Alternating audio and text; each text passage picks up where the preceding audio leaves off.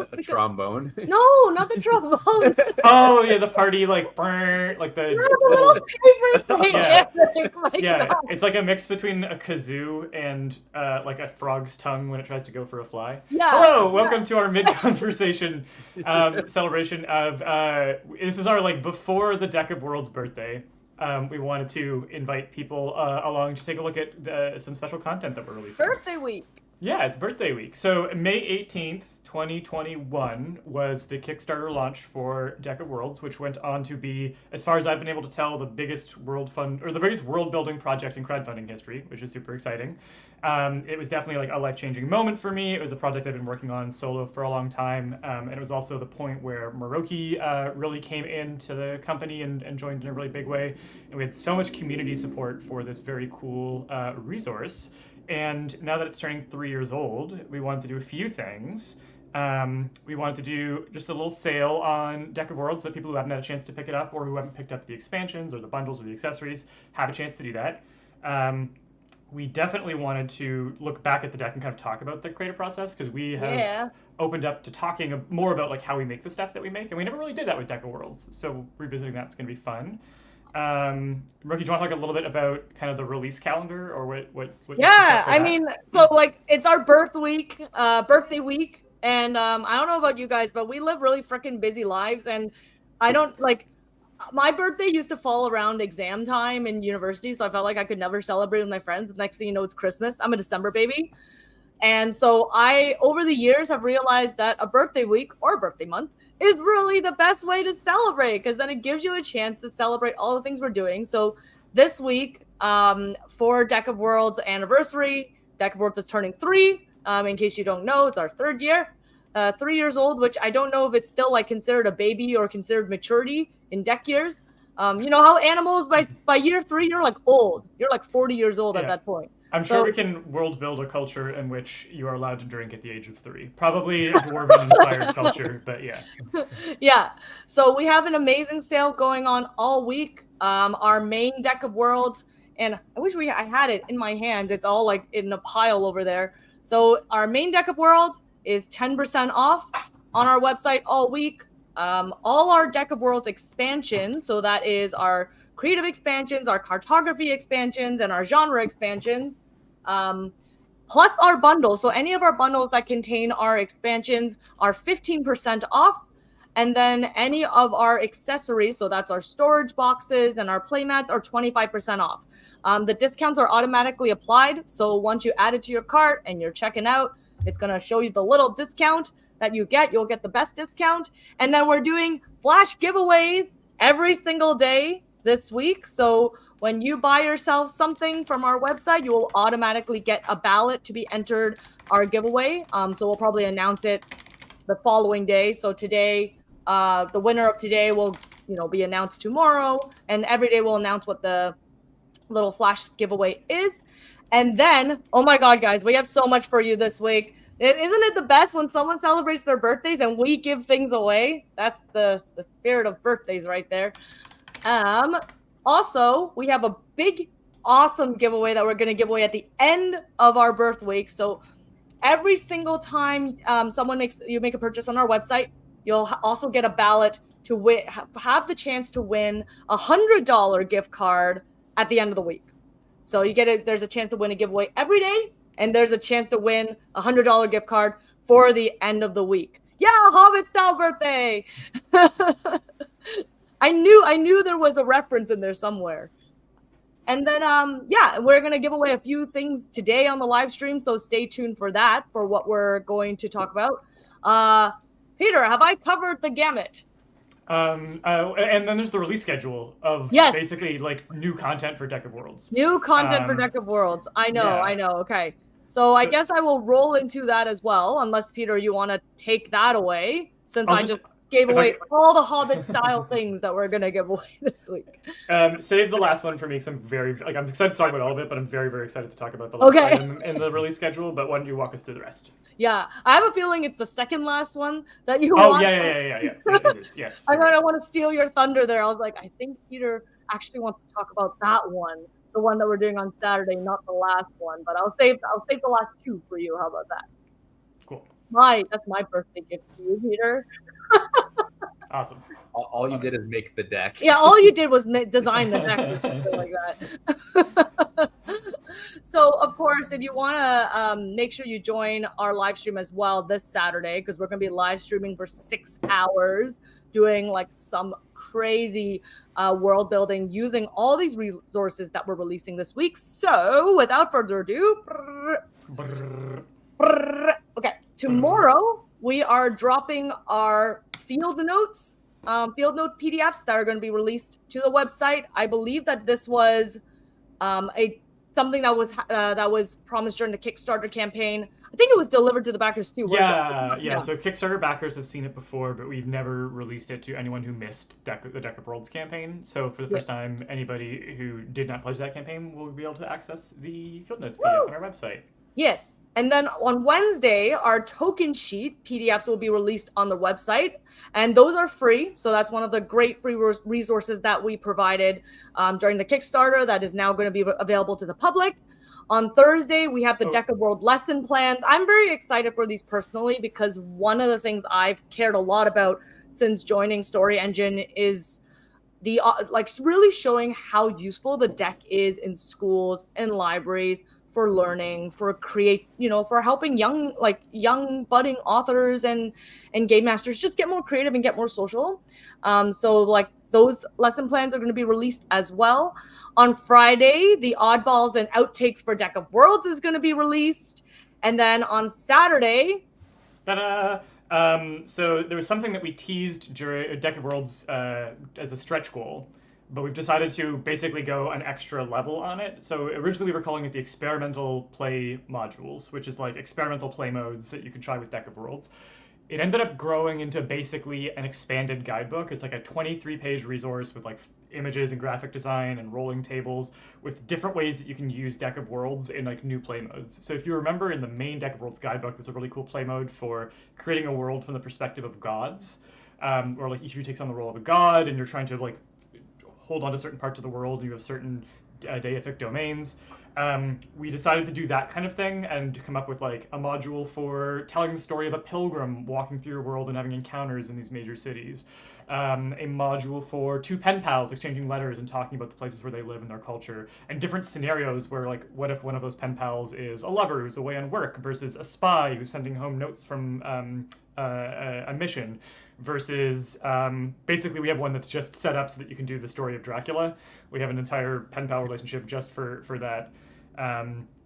It's wild. So we have I think there's 7 new play modes that we're adding. It's 23 pages. There's rolling tables. You'll be able to create ecosystems. So that's gonna be brand new. And to clarify, the lesson plans are brand new. No one has seen those before. And for the tokens, although we've distributed those on Kickstarter, we've now released a set of instructions for them, because originally we just sort of sent people the tokens without explaining how to use them. So we're revamping that resource. So there's going to be 3 deliveries for the Kickstarter backers. If you backed the Deck of Worlds Kickstarter in 2021, you're going to be getting 3 birthday present downloads over the course of the week. And then if you missed that, there's going to be these resources. Plus, on the Sunday, we're going to be dropping the something that Kickstarter backers will be familiar with, which is our blank PDF pages for Deck of Worlds. So you can print out Deck of Worlds cards and make your own cards with those.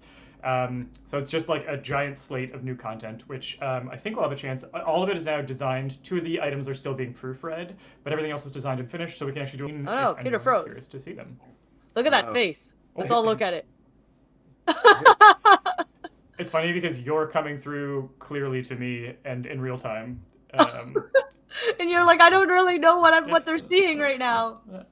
It was very dramatic. Yeah. If you want to pull it back like 5 seconds when you're talking about the blank pages.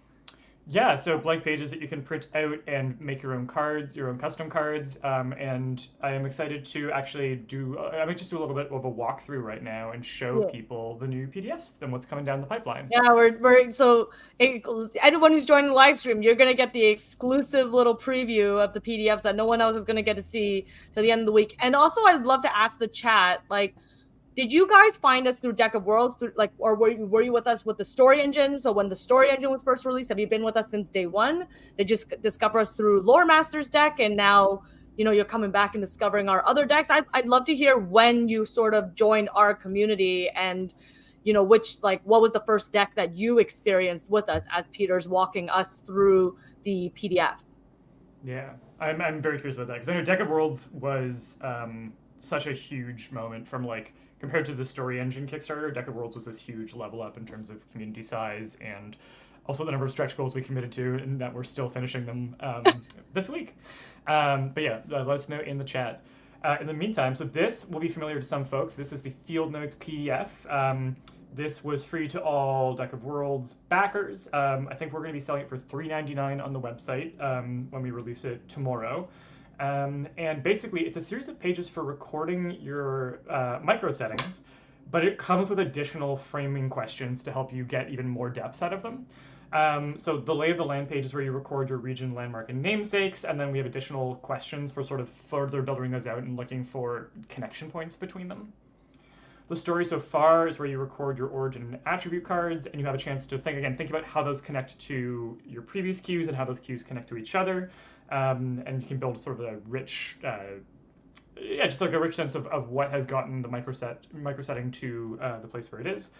And then what happens next is, I think, going to be really fun, especially for like writers and dungeon masters. This is where you're going to look at your microsetting and look at the storytelling opportunities. How can I expand this further? And then a little section for integrating your microsetting into the larger world. So as you build each microsetting, looking at ways that its cues might connect to other microsettings, again with discussion and framing questions. And then finally a little place for you to do your map or any expanded miscellaneous notes. So this printable is sized for 8.5 by 11 sort of US sheets, but it prints very easily on A4 and European sizes. And that's going to be available for everybody starting tomorrow. I'd love to like print that as like a small little handbook so that it's truly a little field note like notebook that I can carry around with me. Yeah, and this is actually what inspired the Lore Masters deck journal, was really having fun we're designing this resource and realizing like there's a lot of value that gets added when you have these sort of like little framing boxes and places to do some of the expanded notes. Oh, yeah. It really makes you slow down and think about all of the opportunities in the setting. So this was I just like the way that like just like calling it field notes makes you just feel like a little explorer. Yeah. With your little notebook and your little like hat. Yeah. Love it. Yeah, for sure. And we're getting a gamut of folks who's kind of followed us from a mix of Story Engine and Deck of Worlds.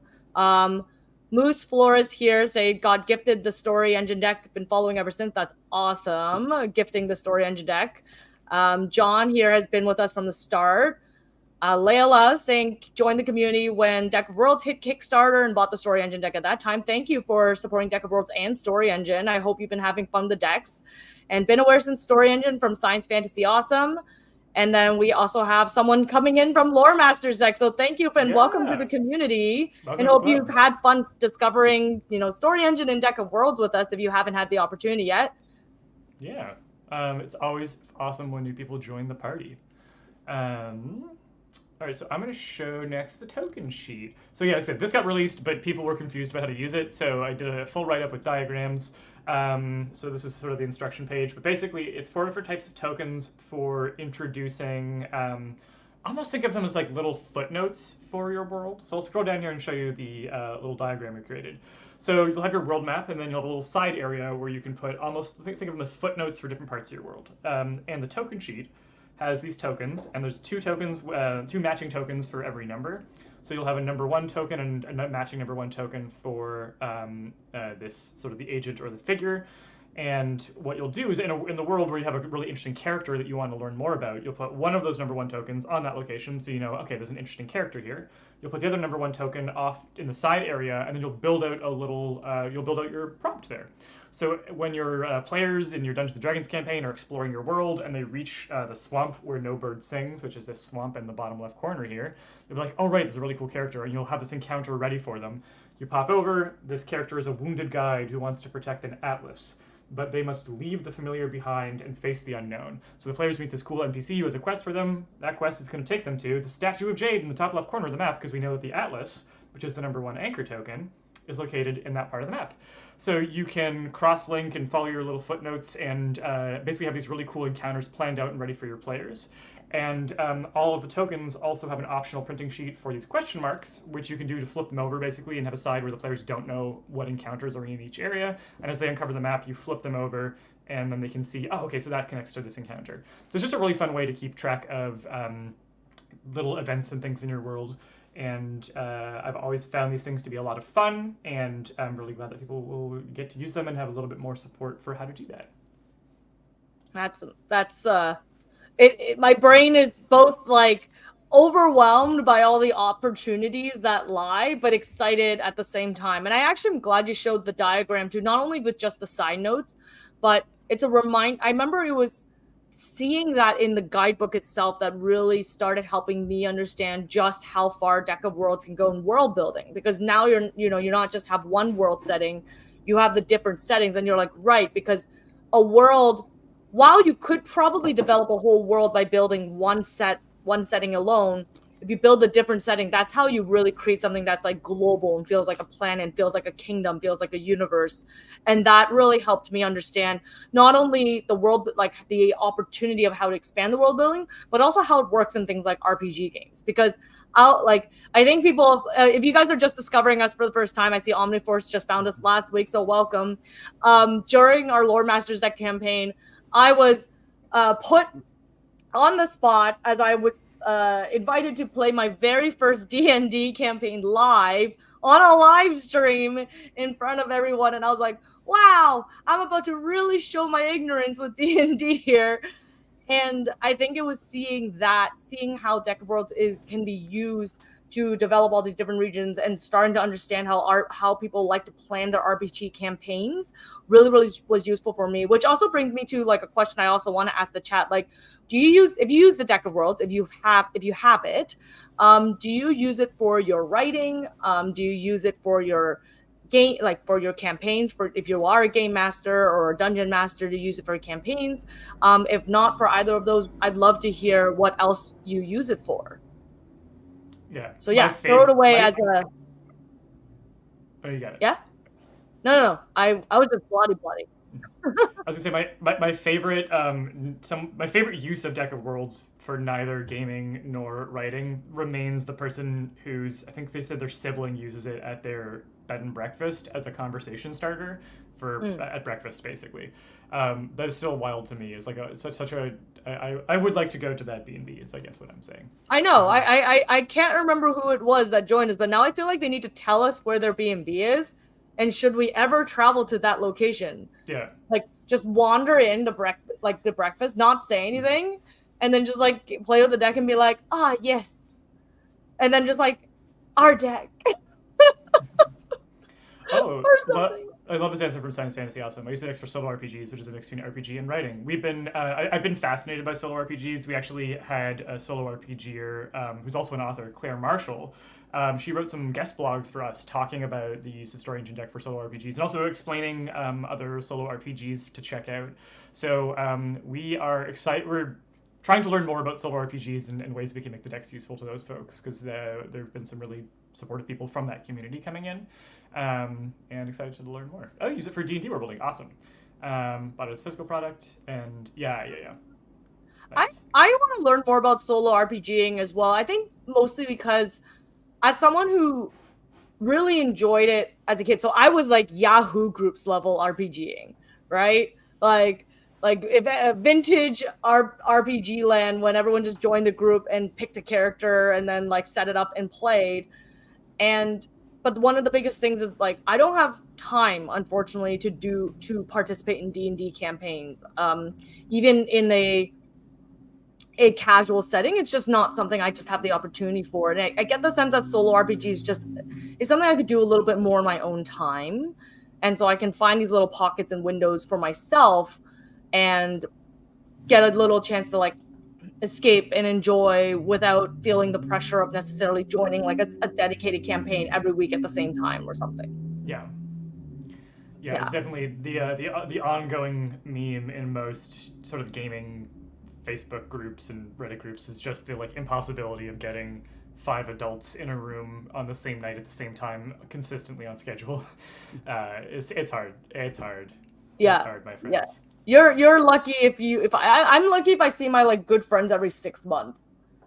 So I really admire everyone who has the ability to have like the time to connect with their friends and stuff, because community is really important.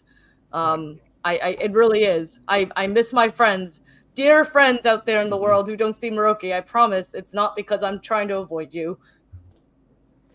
All right, our lesson plans. The lesson plans. Yeah, lesson plans have been a huge passion of mine. I became a writer because of a teacher who saw a gift in me and like took the time to, really focus on like helping me get better at. Originally, it was nonfiction, it was essay writing, but that sort of got me really into more and more into the written word and thinking about like ways to express myself. So I try to give teachers as many resources as they can to help like young writers get excited about writing. I've also been hearing about some authors who teach writing who've used our decks, which is just really, really fun. Kwame Mbalia does a lot of like workshops and teaching at schools and has been using our decks for that, which is super rad. We've had these in the works for a while with Kendra Harrison, who's our curriculum developer. And what I really am excited about this set of lesson plans is that it actually expands the kind of subject matter that you can use to teach. So we have 3 free story engine lesson plans. All of them are focused on kind of English and creative writing type lessons. Our Deck of Worlds lessons, some of them cover writing, but some of them also cover other topics like ecology and the environment and biology. Some cover like culture and social studies and history. It's a more rich curriculum that gets into subject matters where like teachers who aren't just English teachers could use the deck in their classroom to teach fundamental principles of other subjects, which is something that I'm really excited about because I think that like writing can touch on so many, and especially like creative writing can touch on so many other different subject matters, and the chance to get to sort of bring some of these things together I think is going to be really cool. So I'll really quickly go through these because I know that not everyone in the chat is going to be an educator, but some of you will be, or some of you will know some. And this will be free, by the way. All of our lesson plans will always be free. Lesson activity number 1 is what is world building. So just talking about what the concept of world building is and the concept of creating fictional cultures. We have some wonderful supporting blogs that people can read and discussing about what is like world building, what is fantasy. Next, we get into world building and storytelling. So this is talking about how not just to create a world, but to create a world that's going to be a really interesting place for a story to take place. What's the relationship between setting and story? So we have some great framing discussion questions for that, and some suggestions for how to take a micro setting that you've built and really think about what the storytelling opportunities there are. Lesson 3 is world building and genre, which is really fun because we basically get to look at how does a story that takes place in a fantasy world feel different from a story that takes place in a science fiction world or a horror world, really looking at the way that setting, story, and genre interact. And so these are the 3 that really get at the sort of creative writing side. And then we get into kind of the broader subject matter. So lesson 4 is creating fictional ecosystems, environments, and geography, which would be great for geography teachers or biology teachers who are looking at ecosystems. There's also a module in the expanded guidebook, which is going to be really cool. We actually talk about trophic layers, primary producers, and all those parts of the food chain and the ecosystem, and give people a chance to sort of create at different trophic levels, which is going to be really fun. But for now, this one looks at building a micro setting, looking at the environment and what the environment would set up in terms of species that live there, and possibly even doing some looking around your own community to look at ecosystems and get out in the world and do some more like action-based activities as you do your world building. I mean, honestly, when I was 14, I remember in my science class when we had to study the planets, we all had to create an alien and like draw the alien based on the environmental factors of what that planet is and how that would influence it. So who knows? Maybe it was work in a science class too. You had more fun science teachers than I did.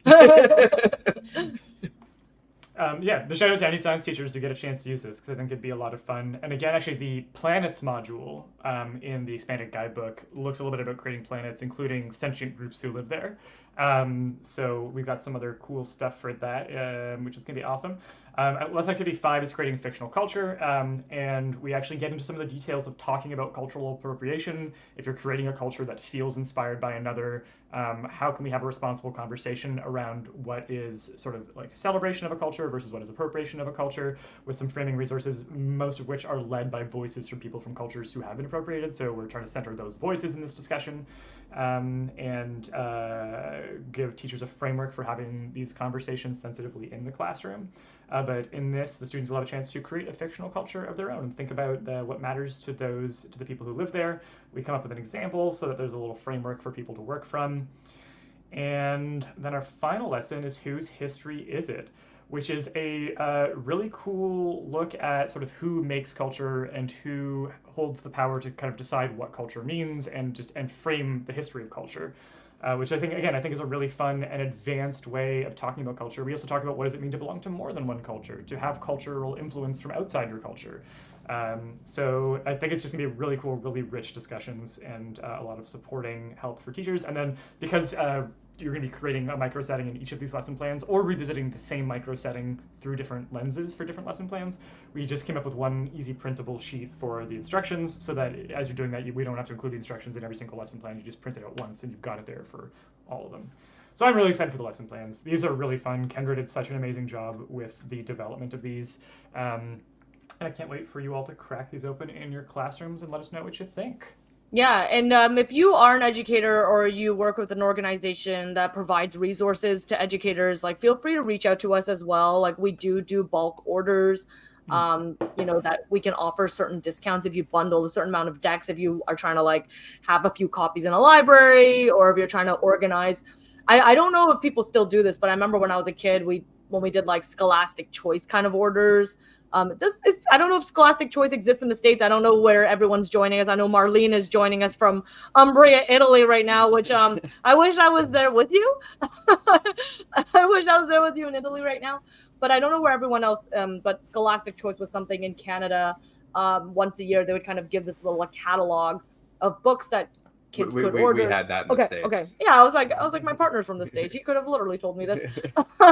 But I remember when we wanted to like buy certain things in the classroom, sometimes our teacher would say, hey kids, like there's this particular game or particular book we wanted to order. And if everyone wants to order, then, you take a little form back to your parents and go, parents, I really, really, really want this. So if you want to set something up with us, always feel free to send an email to hello@storyenginedeck.com and we can have a conversation. And also right now we have a survey open. So this is something that came out through Lore, our latest crowdfunding campaign with Lore Masters Deck. And if those of you who have not checked out Lore Masters Deck yet, you can see our pre-order store, storyenginedeck.com/lore, where we have our third deck that is going to be coming out later this year for lore weaving.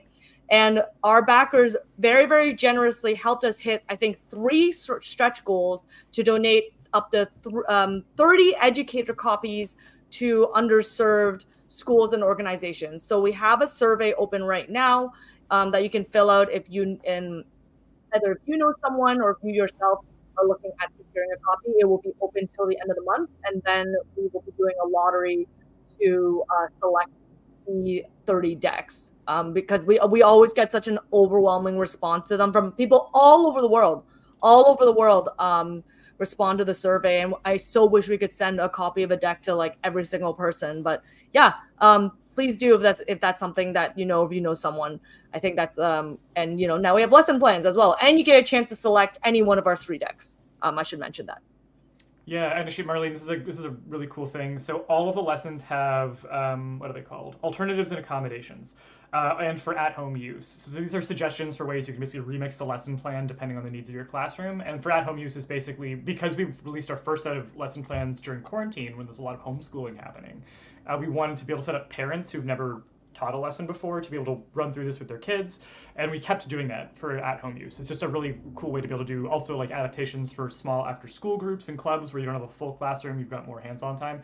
So for at-home use might be helpful for doing stuff with game groups, because a lot of those accommodations, not all of them, but a lot of them would work really well for like a group of 4 or 5 players or something like that.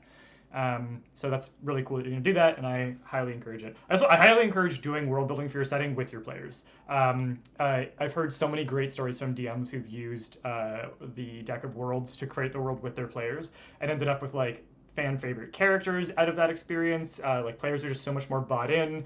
They tend to have a when they understand their hometown on the level of like a place that they're proud of and can give you a tour of, when they've had a role in creating it, they get super excited. So just strongly recommend doing that as a DM anyway. It's just a lot of fun. You get some really cool material out of it. Oh, and I think we've temporarily lost Maruki and Eric, and they're back. I absolutely blame my computer. It tries to be too smart. It loves being intelligent and trying to like minimize my use of my camera if I click away from the screen, and it's only certain screens. Yeah. So sometimes it's like, it's fine, the camera will stay on if Maroki needs to go check something, like I just did now. And then the other times it's like, oh, I'm going to be like, lower the power usage by turning off your webcam. Don't be that smart, computer. Don't be that smart. Yeah. All right, so the next release, I believe, is the Oddballs and Outtakes. Yeah, so this is going to be a print and play available both in the high quality format and our eco paper saving format. This is the high quality version we're looking at right now. And yeah, this is like the outtakes. It's a little bit different from how the outtakes were done for Lore Master's deck. For Lore Master's deck, Eric led the editorial process and did a really cool job of picking not just the like ones that we were heartbroken to cut, but just the ones that were like just too weird. Like he really took the oddball thing and ran with it in a really great way. And I think that material ends up being so much more like madcap and interesting. For Deck of Worlds, I was a bit more boring in the way that I did the edit. I kind of just pulled my favorite things that got cut. And there's some weird ones in there that were cut because they were too weird, but a little bit less emphasis on the weird. But and also because we had more because like both the region card type and the landmark card type are single word entries, and not all single words are interesting and weird. We ended up doing some so some of these are words that didn't make it into the main deck and that were just like a little bit off of what was necessary to make the deck work for a region or landmark. And some of them are alternate artwork. So we would take something that did make it into the deck and some artwork that we didn't get to use but that we liked a lot, we would drop in. So yeah, we get some really cool sort of cut items, geysers and hamlets and webs and inlets. And then we get some, oh yeah, Tor was one that I really wanted to make it in there. And then we get into some very cool and fun and like without explanation as a namesake. The city without explanation. It's just kind of there. So there's yeah, and then some of these were like really hard, like Of Severed Ties was, I remember, a really hard cut. I just thought that like any kind of especially for like a city or a town or an outpost or like anything like that, it having severed ties just evokes a sense of story. So there's some really cool entries in here, and so far this has only been available to Kickstarter backers, and we'll be making it available for I think $5.99 on the website. So folks will get to dive into that. And then I'm going to actually skip the next resource that we're going to release because I think I'll save that for after we talk a little bit about the behind the scenes of how the deck was created. Yeah. And in the meantime, I'll quickly show, this is just what the blank cards look like. This is the HQ format, so you'll be able to write in your own entries. And then we also do have a eco format, which I'll open now. And the eco format is just like much easier on ink so that you can create your own cards. Yeah, which I think a lot of people will want to do just to put their own little spin and touch on it. So those will be on the website on Sunday, but Saturday, I'm going to give you the littlest peek at it, and then I want to talk a little bit about the behind the scenes of how the deck was developed. But the expanded guidebook is what we're calling it now. So this was the experimental play modules have grown into a bigger thing. We're calling. I like how he was like, "I'm gonna hold off," and then just immediately dove just into the cover, just the cover. There's so much content. There's so much good content, and I'm gonna resist the urge to share it. But Off the Beaten Path is the title for it. Maroki came up with that title because it really explores what all of these game modes do. It just takes you off of kind of the main tract of how Deck of Worlds works and explores these really cool other opportunities and hidden nooks and crannies of its functionality. And we're calling it the expanded guidebook because basically it's like 23 more pages of guidebook. And yeah, I'm going to save that for a little bit. But in the meantime, I thought I would talk about, again, we've never really talked about the behind the scenes process on Deck of Worlds, so I thought I'd share. Yeah, and for those of you who are just joining us, just to so like we're celebrating Deck of Worlds anniversary all week. Deck of Worlds is turning three years old, and we're gonna create a world where Deck of Worlds is old enough to drink at 3 years old, because Deck of Worlds is very mature now. We will have a sale going on all week. So if you purchase Deck of Worlds from our website, it is 10% off. If you purchase any of our Deck of Worlds expansions, we've got 9 of them. I'm not going to be able to hold all 9 in my hand, so I'm going to pick up a few. Yeah, pick up any of our expansions from cartography, creative, or genre. I was like, do you know what happens? I say the 2 C's. I'm like, cartography, creative, and then I'm like, is it another C? And I'm like, no, it's a G. It's actually pronounced Conra. Conra. Yeah. Cartography, creative, and Conra expansions. If you purchase any of our expansions, and that includes our bundles, so like our Alpha and Omega bundle, our All Worlds bundle, you get the chance to have 15% off. And then if you purchase any of our accessories, that's our storage boxes or our playmats, you get 25% off. And I guess this is really a good time as any to also reveal the flash giveaway that we're going to have today. So if you purchase from our website today, so every day we will have a flash giveaway. If you make a purchase on our website, you'll get a ballot to be entered a giveaway. And then all those ballots actually are going to be part of a large pool where we will do a draw on the final day as well, where you get the chance to win a $100 gift card. So today, I chose to do this one. So if Peter's like disagrees, that's just too bad, because I want to give away these things today. So for anyone who makes a purchase on the website, you get a chance to win 2 of our expansions. And I decided to pick the ones that I thought are super cool. And one of them is our Arctic expansion. Arctic expansion, and then the other one is our adventure prompt expansion. So one from our creative expansion, and then one from our cartography expansion. And I won't lie, I did this because Peter did such an epic photo shoot of the Arctic. It was a good photo shoot expansion one year, and it's just like it's one of those things where I think sometimes people just think like Arctic. One of the things I don't love about how people treat like places that are cold in, I don't know, like action, fantasy, science fiction. It's just like, it's always just like known as the base in the middle of nowhere.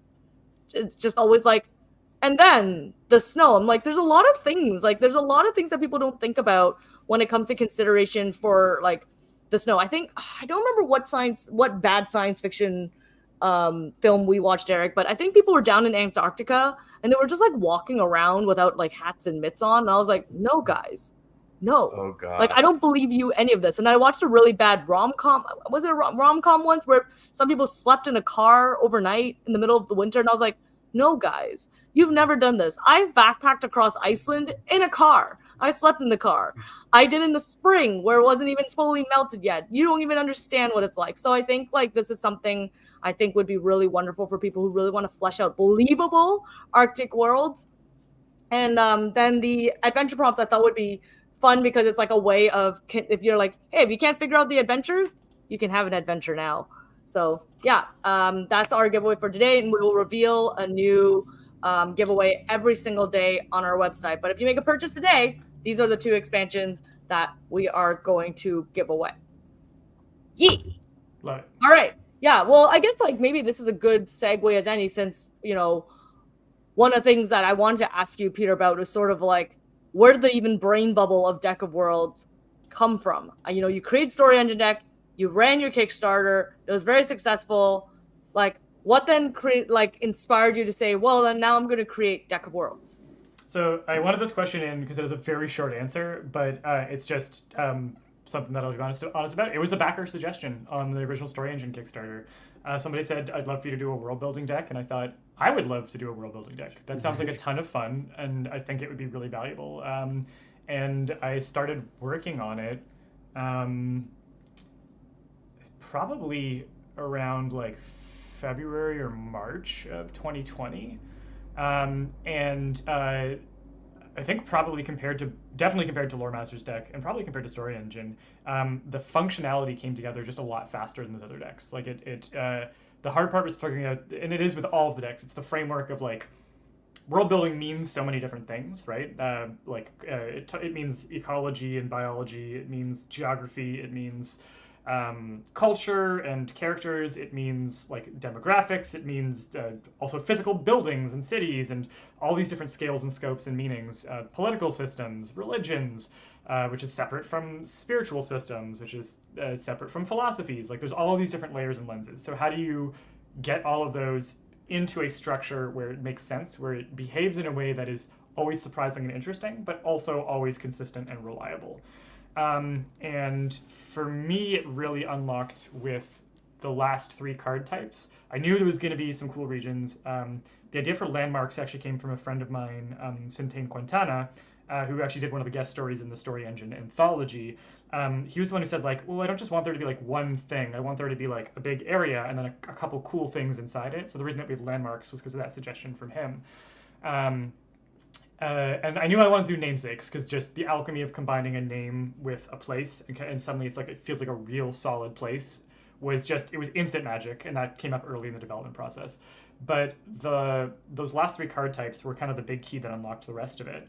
So that's the origins, the attributes, and the advents. And what I realized was like having 1 card type for politics and 1 card type for religion and 1 card type for ecology, there was just way too many card types. There's too many ways to world build. So those would have to be dispersed across different types of cards. And instead, a meaningful framework was an origin, something that takes place in the past, an attribute, something that is the status quo right now, and an advent. So what's happening right now that could change the future. And I think what's really cool about that is it gives every single place that you create, even if it's just going to be something in the background as characters walk by, it gives it an arc, right? Like it's not just a place frozen in time. It's not just a snapshot. It gives it a sense of where it's coming from, where it is now, and where it's going. And that also became a great framework to be able to combine all these different elements of world building in meaningful ways. Because how those elements contribute to the past, to the present, to the future are all really interesting, and it gave a bunch of different opportunities to draw a card from any one of those areas and have it be mixed into the world building prompts. But that wouldn't have come together if it hadn't been a suggestion from a backer. So this is why I love when people let us know like what they're interested in, what they want to see, what the gaps in their creative process or the creative resources they have available are. Because we really do take those seriously if we're thinking about what we're going to develop next. So yeah, always actually in the chat right now, if there's like a particular type of deck or like a part of your writing process that you're struggling with that you would like to have like a resource that helps with, let us know because we'd love to hear about it. We really listen. We can't. We really do. I know. Sometimes we don't deliver instantaneously, but that's because we have so many things we want to do all the time. That in order to make sure we do it well, I think what's really important for us is that if we really want things to be done well, which means we can't just hit willy-nilly. Like we've discussed on the development of Lore Master's deck that sometimes like Peter and Eric have gone back and forth for 2 hours fighting over like 1 or 2 words to keep in, because we know just inherently truly what the impact is if you remove something, or the nuance of words that are very similar yet different. I think it was between archive and museum was the big debate during Lore Master's deck. And like the thing is that we are limited. Like we can't, there's like we have 9 expansions for Deck of Worlds. I know Lore Master's deck we have 3 expansions, and we've decided to keep it at just that, because realistically the combinations that are available are in the billions. At that, it's like if you guys get the billions and billions of combinations and you guys need more, then come back to us. We will then create another expansion for you. But there's a lot of different things out there in the universe. I was gonna say if Peter's story shows anything, it's like we do hear the suggestions and consider them during development. Some of them end up becoming whole decks based on a thing that a backer suggested. It's just a matter of when. Yeah, it's all like filed away in the back of our brains for when we have time to devote to it when it's right. Yeah. We have a question from the writer, says, when do these come out? So thanks for asking the question. So our Deck of Worlds is already out. So if you are new to the family, we have created the Story Engine deck, which is our deck of story to create stories or NPCs. It's a character-based prompt deck. And then we have Deck of Worlds, which is our world building prompt deck that is also already out. So that was kickstarted in 2021 and we delivered in 2022, and we're celebrating its 3rd anniversary this week. But we're releasing a whole bunch of never seen before PDFs this week as part of our anniversary. So from our oddballs and outtakes deck, free token sheets, free lesson plans to the website, our field notes, our expanded guidebook. So those are going to be coming out in a release schedule throughout the week. So we're releasing one every single day, all the way till through till Sunday. So yeah, just stay tuned on our website for when those come out. I was going to say something else, and then my brain blipped. That's what world building is, brain blipping as well. Well, I'll quickly acknowledge TJ's suggestion. We definitely want to have a digital version of the decks. It's definitely on our docket for development. That's definitely one of the ones that's like constantly think about it. I mean, Yeah. we live in a modern era of technology, and while I'm analog as all hell, I recognize how useful a tool would be. And if nothing else, then like, you know, then you don't have to carry all your decks around with you if you're like on the subway. I live in Toronto, so I don't know if there's any Torontonians in the chat today, but sometimes when you're on the TTC or something, it's like a really good way to kind of do something or get creative and get inspired. On our docket, and that's one that we really want to make sure we do well. Like that's one we truly like want to make sure it's just not half-assed. It's so easy to just like make an app these days, but we want to make sure it's an app that really will cover all the bases. I think is the best way to describe it. I want to ask you like as well, Peter, since you talked about developing the deck and we didn't really dig too deep into the expansions, I'm sure we could go on and on, but do you have a favorite expansion? Yeah. Chad, if you have a favorite expansion, please tell us as well. Yeah. I know. I think it was TJ who earlier said that Adventure Prompts is one of his favorite expansions. Yeah, and Maureen says I keep going back to the Magic and Fairy Tale one, which is Fairy Trails and Grim Tales. I remember having a lot of fun with that name. Yeah. So, oh gosh, it's hard. It's really hard. I think if you put 9 guns to the heads of each of the expansions in Deck of Worlds, which is a very weird thing to do. Culture Keyholes, I think, is probably the one that I have the softest spot for. I really love the creative expansions in general. Like all of them reflect something that I wanted to put in the main deck really badly, but it would have really diluted the main deck's purpose. But there was actually an entire version of the main deck that was written entirely with question prompts. Where all the attributes, origins, and advents were written as questions, a little bit in the vein of like the Quiet Year, if anyone's ever used the Quiet Year, which is a kind of group world building game tool thing. But I found, and I did a lot of work on that version of it, but I found that the questions being open ended like that, the grammar required to write it as a question just made it the cues take up more space on the card, which meant shrinking the font or having to put fewer cues per card, which would have sort of brought down the amount of material. And then B, the questions do slow things down. Like questions, I love them as a format, and they're so valuable. But the goal of the deck was to make something where you could have a setting up on its feet in like, under 5 minutes. And when you asked a question at every stop, it really did slow things down. So what I love about the Culture Keyholes deck is that it asks questions at the right pace. You're asking 1 or 2 questions per setting. And at the end of the point where you've already filled your sort of world building cupboard with these cues that you want to use, and then you ask a question to consolidate them.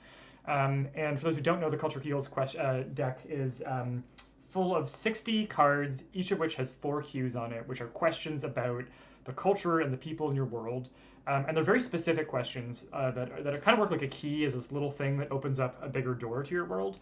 The questions are little questions that are very specific, but that help unlock a larger truth about the values of the people who live there. So it might be, how do they say goodbye to their dead? And a simple question like that, which could just lead to an idea for a ceremony, can also kind of help you build out a larger sense of a world religion, of a system of spirituality, of theories of the afterlife and the body and the metaphysical. So asking those big questions is kind of hard as a world builder, but if you start from a small point, it can open those larger truths. So yeah, what kind of insults do they use, right? Like, so, there's a lot of insults in most languages in our world that compare people to animals. But what if describing someone as an animal would actually be a form of admiration in another culture. What instead would they use to demean someone? So I really, really, really love this expansion, and it was basically my way of saving an entire model for Deck of Worlds that I didn't think worked, but that I thought had so much value in it. Do you know who actually makes really good use of culture keyholes? One Piece the anime. So like, uh, Eric and I said we would never do this because who has time to watch 1,000+ episodes of One Piece? But we watched the live action and we enjoyed it, and we're like, is this happening now? So we have currently gone through about 340 or so episodes of One Piece. And first of all, that anime shockingly holds up, and it proves why it's one of the most popular and beloved anime of all time. It has aged incredibly well, given that like the first episodes, came out circa like late like 25 years ago. 25 years ago. But the other thing, it's just like the really distinct way they land on cultures, which I also think is rare in anime. I think anime, especially anime back then, had a tendency to be a little bit one note. Like it's about aesthetics, but it's all about beauty, but it's not necessarily about like extreme caricatures of certain things. It's not meant to kind of step outside a box. And there was like this one cloud like island city that they went to, and what did they do? They did this hand thing to like say hello. Yeah, I can't even remember how they did it.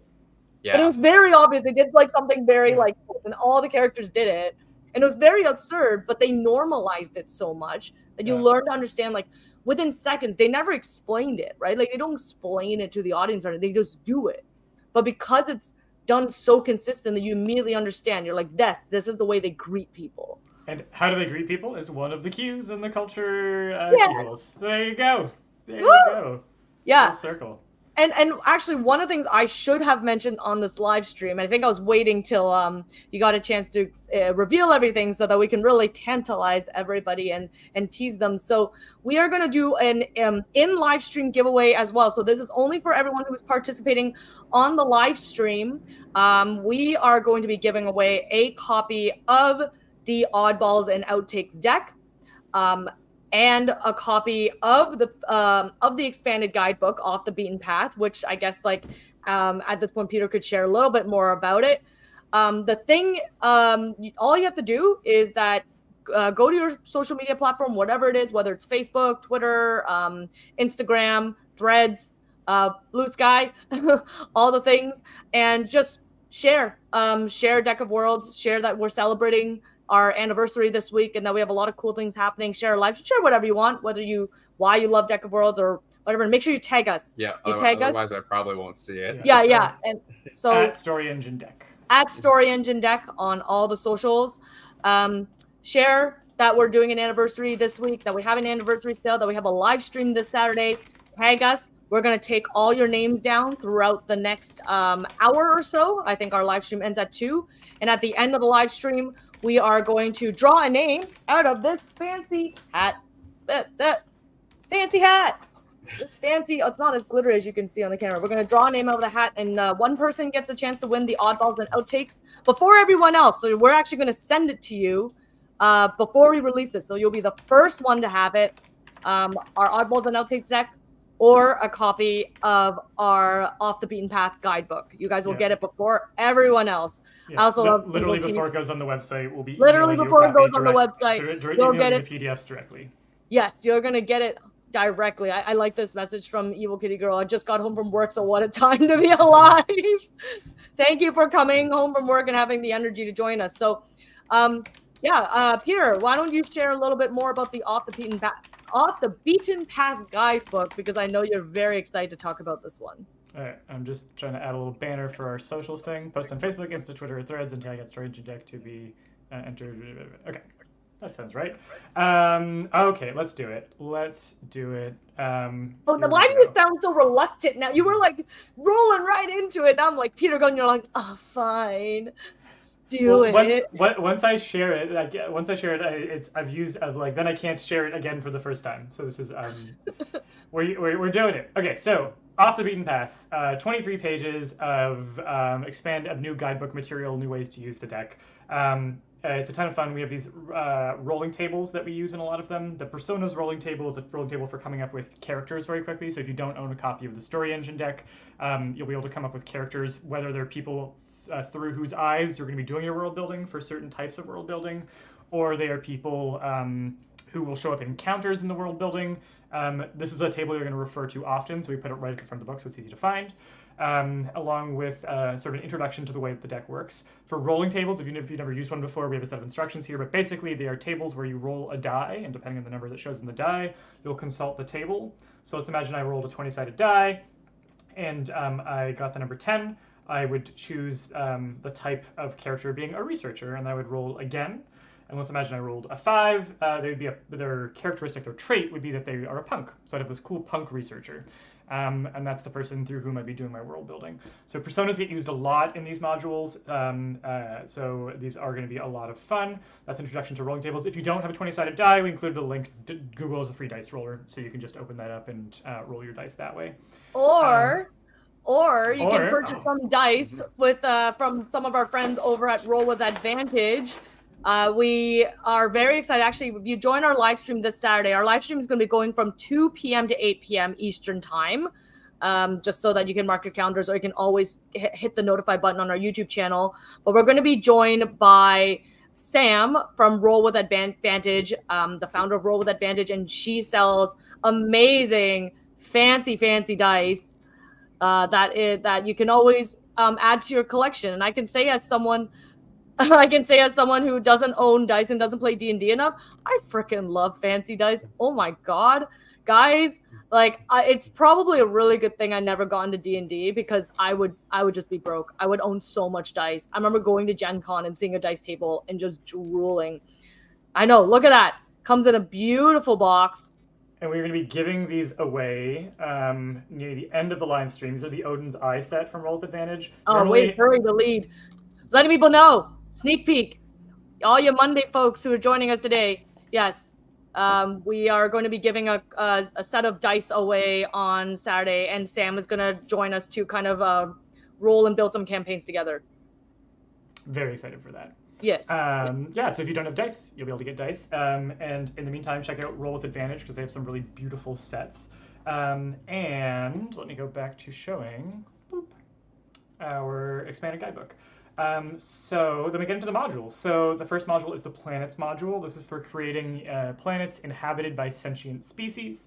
So you'll first roll up yourself a planetary characteristic. So these are different types of gravity, axial tilt, world government systems, technological levels, asteroid belts, climates. You'll also do something where you basically, there's rules in the main guidebook for what's called the meta row, which is cards that you draw and they apply to your whole world. They're meant to be like things that are unifying characteristics of your whole world. So you'll create a meta row for your planet using the cards, and you'll draw extra cards because some of the cues won't work on a planetary level, but you'll have some extra draws to really narrow down the cues that you think do work on the planetary level.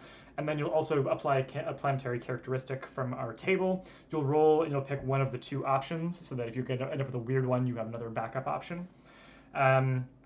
And then you will roll to decide on how many different sentient groups inhabit this planet. So one thing that we didn't want is to have kind of a Star Wars problem of like every planet is like one thing. Like, oh, that's the ice planet. All it is ice. That's the forest planet. All it is forest. The Twilight planet was half ice and half desert. There you go. That's a little something different. A little more unique. There's also a Neil Gaiman planet. It's just called Neil Gaiman. Oh. I actually didn't. I know. So okay. So like, you know, obviously with episode 6, 7, 8, 9, they erased all the expanded universe. None of that exists anymore. But before then, they decided to name one planet in honor of Neil Gaiman. It was just literally called Neil Gaiman. That's very sweet. That's very sweet, and I'm sure he appreciated it. Sorry, I didn't mean to interrupt there. My Star Wars geek had to come out. That is a really fun bit of lore, and it crosses a bunch of streams that are all in my nerd appreciation space. Yeah, so you'll basically create between 1 and 4 sentient groups for your planet with different features. So you'll come up with a type, so kind of an underlying body type, and then a trait. And separately from that, you'll also decide on how many zones your planet's going to have. So you could have a planet that has like a lot of different climate zones, but only a few species, so they're spread across them, or there's only one species, but it's spread across a bunch of different climate zones, in which case it must be a very adaptive species. You'll end up with different combinations of those roles. The other thing you'll do is separately from that, as you build out the zones and the cultures in those, you'll get to think about, is there a one-to-one overlap between sentient groups and cultures? So like, are all the fish people on your planet part of one culture, and all of the deer people are part of a different culture? Or are there different cultures within a group? We really wanted to have people think about these sentient groups as not being monoliths, and also not being bioessentialist either. That there can be tons of diversity and variety within a group. Yeah, I just thought it'd be a really fun way to explore some of the ways that will overlap with the cultures that emerge in your world. And we have a little worksheet for recording all of that. And then, okay, this might be, I have a lot of favorite modules in here. The Pilgrim module is one that I really love. You basically either take an existing world you have, or you create a world setting by setting, and you send a little pilgrim out on a journey across it.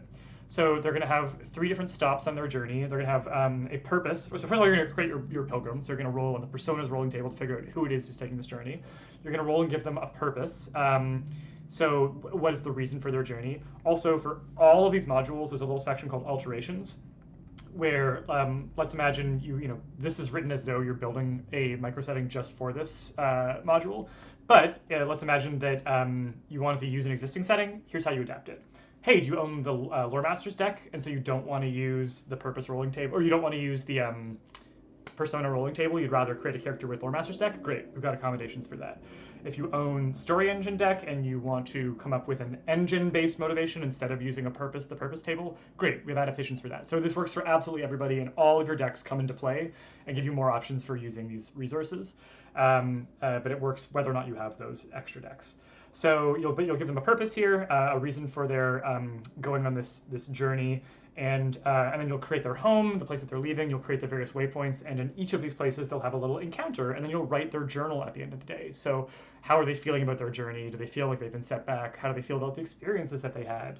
And these encounters vary from everything from like hitching a ride to just sitting and watching the world go by, not doing a whole lot. So it's meant to be this kind of like pensive, ambling journey with an endpoint that you decide what it means. Then at the end there'll be a complication. When they get to their journey, we want there to be something a little bit different about how the end plays out. So these work a lot like conflicts, but we put them into a table so that people don't have the Story Engine deck, or if they want to try complications that are really specific to this type of storytelling, they'll have that opportunity. And then we have a little section for remixing the Pilgrims module. So you can do something where you talk about the return journey. You can do something where they find their journal 20 years later and try and remember what that trip meant to them. We have a version where, this is one that I love. I can't wait to do it. They are on the journey, but they can't remember why. So you start, and they are unaware of their purpose. And the way that you do this is you actually don't roll a purpose for them. You have the purpose emerge from the interactions that they have, which I think will be a really fun way of doing emergent storytelling. And then the last one, I love this. It's called Marginalia. Along with every journal entry, you roll on the Marginalia table, and it's just a little something in the corners of the notebook that gets jotted down, whether it's like a recipe that someone told them or a thing to check out when they get home.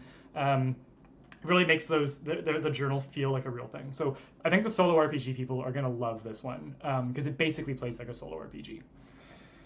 We have a trade relations module. So this is going to look at setting up 2 different trading partners in your world, and you can use the materials deck from Lore Master's deck to really amp up this module. But if you don't have one, you can roll for sort of the resources that they trade, what are the advantages that the different cultures have in trading with each other, and then what are the trade complications. So what is something going on in the world right now that's going to make trade different or interesting? And you can create an entire trade relations system in your world with a little worksheet for that. Ecosystems is probably my second favorite one. It works a little bit like the creatures deck from Lore Master's deck, except that we specifically set things up with evolutionary pressures on the ecosystem and then different trophic levels. And I won't monologue about this too long. I love trophic levels, but it's a way of understanding food chains and ecosystems where you have primary producers who basically bring energy into the ecosystem. These are photosynthesizers like plants that take energy from the sun and make that in a form that's available to other organisms by eating them. or sometimes there are organisms that can convert chemicals into energy for the ecosystem. But then you're going to build your herbivore, you're going to build your omnivore, you're going to build your carnivore, and then you're going to build your wildcard species, which are things like parasites or apex predators or competing species at another trophic level. And all of the queues here are designed to work specifically at the trophic level where they're inserted, so you'll end up with a really cool functioning ecosystem by the end of it. Actually, Eric, why don't you talk about the Explorer module, because this was your baby, and I think you did a really, really amazing job with it. Yeah, this was when you were showing me kind of the guidebook a few weeks ago, and it's like, can you think of anything missing? The one that I kind of thought of was play like if you've ever played Age of Empires or Command and Conquer or StarCraft or any of those game real-time strategy games where you have like a map and it's all black and you just explore it as you keep going, you just see more and more things and as it gets revealed. And I just kind of thought it'd be fun to have a module that kind of recreated that sensation of you're discovering things in real time. So the Explorer module is kind of it's set up in a way where you're just going to make each encounter or make each new place, or make each new location as you discover it.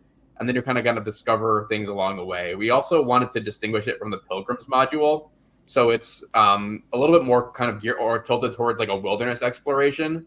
And then it gives you kind of just different scenarios for why you would be there. So I think one of them is you're the survivor of a shipwreck and you're in a you're in a remote location that you don't know yet. One, you've been exiled, or your little persona has been exiled.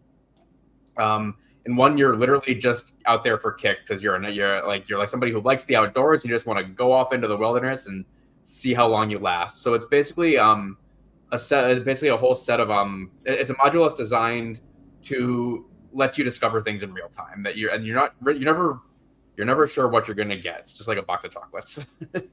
Yeah, it's like a box of truffles where you don't have the like little flavor list, and you're like, I don't know which truffle this is. It's like it's a box of truffles where all the truffles are giant chasms and mountains that you can't cross. Yeah, and this is the box of chocolates right here. It's the incidence rolling table. So these are just kind of things that happen as you go. And so some of these are setbacks, some of these are breakthroughs, and what that means will be different depending on which scenario kind of you're using for the Explorer. Yeah, that was part of it too, where I was like, something is going to happen at kind of each place you go to, but I didn't want them all to be negative. It's not like, oh, you're always just dying of starvation, because if you're on a journey, you're going to have ups and downs. So some of them actually are getting you closer to whatever it is that your goal is or your objective is, but you're not sure which one it's going to be until you get there. Yeah. So I just want to take a quick moment because a few folks are asking, when are we releasing each and every one of these? So I'll give you our release schedule once again, and probably just a good reminder for anyone who is joining us a little bit later. We're celebrating Deck of World's 3rd anniversary this week, all the way from now till Sunday, and we're gonna have a really great sale. We're gonna celebrate our birthday Hobbit style. We're offering a bunch of amazing discounts on all our Deck of Worlds products throughout the week. So if you purchase our core Deck of Worlds on our website, you can get 10% off. All of the discounts are automatically applied. You can purchase any of our expansions. We have 9 of them: cartography, creative, and genre. You can purchase our expansions, and that includes the expansions in our bundle. So our All Worlds bundle, our Alpha and Omega bundle, that's 15% off on our website. And then for any of our accessories, so that's storage boxes and playmats, that's 25% off. And again, all the discounts are automatically applied. Our release schedule this week: tomorrow, we are releasing our field notes PDFs. On Wednesday, our free token sheets. On Thursday, our free Deck of World lesson plans. On Friday, our oddballs and outtakes PDF. And on Saturday, this lovely guidebook that all of you are clearly so excited for. I was going to ask what resource is everyone most excited about, but I feel like between Peter's like great excitement over this guidebook and everyone, that maybe as a landslide that's going to be one of the favorites coming out. And on Sunday, of course, we have our blank cards PDFs that are going live on our website as well. However, if you post to our social media during this live stream, so over the next hour, whether it's Facebook, Twitter, Instagram, or Threads, and tag Story Engine Deck, just like, to wish us happy birthday, talk about our live stream this weekend, you get a chance to win either a copy of our PDF Oddballs and Outtakes, or a copy of our Off the Beaten Path guidebook before everyone else. This stuff is not even live on our website yet, so whoever shares and tags us between now and around 2 p.m., we will draw a name out of a fancy hat, and you'll get a chance to win it, and we'll send it to you before anyone else. So you'll get to be the first to dig in. So please do share the love. All your support has always been so important and so valuable. And it means so much to us, because without all of you, we wouldn't even have the community that we have now. You know, whether it is Moose Flora saying receive Story Engine deck as a present, right? Like it's these people sharing these things with each other that we managed to like make friends with all of you guys. So yes, please do share the love over the next hour, and you know, you'll get a little something hopefully from it too. And we are doing flash giveaways every single day as well. I know I can't keep talking about all the cool things that we're doing. I know we want to build some worlds together, because I know that that's, you know, what we're all here for. But today our flash giveaway is a copy of our Arctic expansions and our adventure prompts together. So you get both.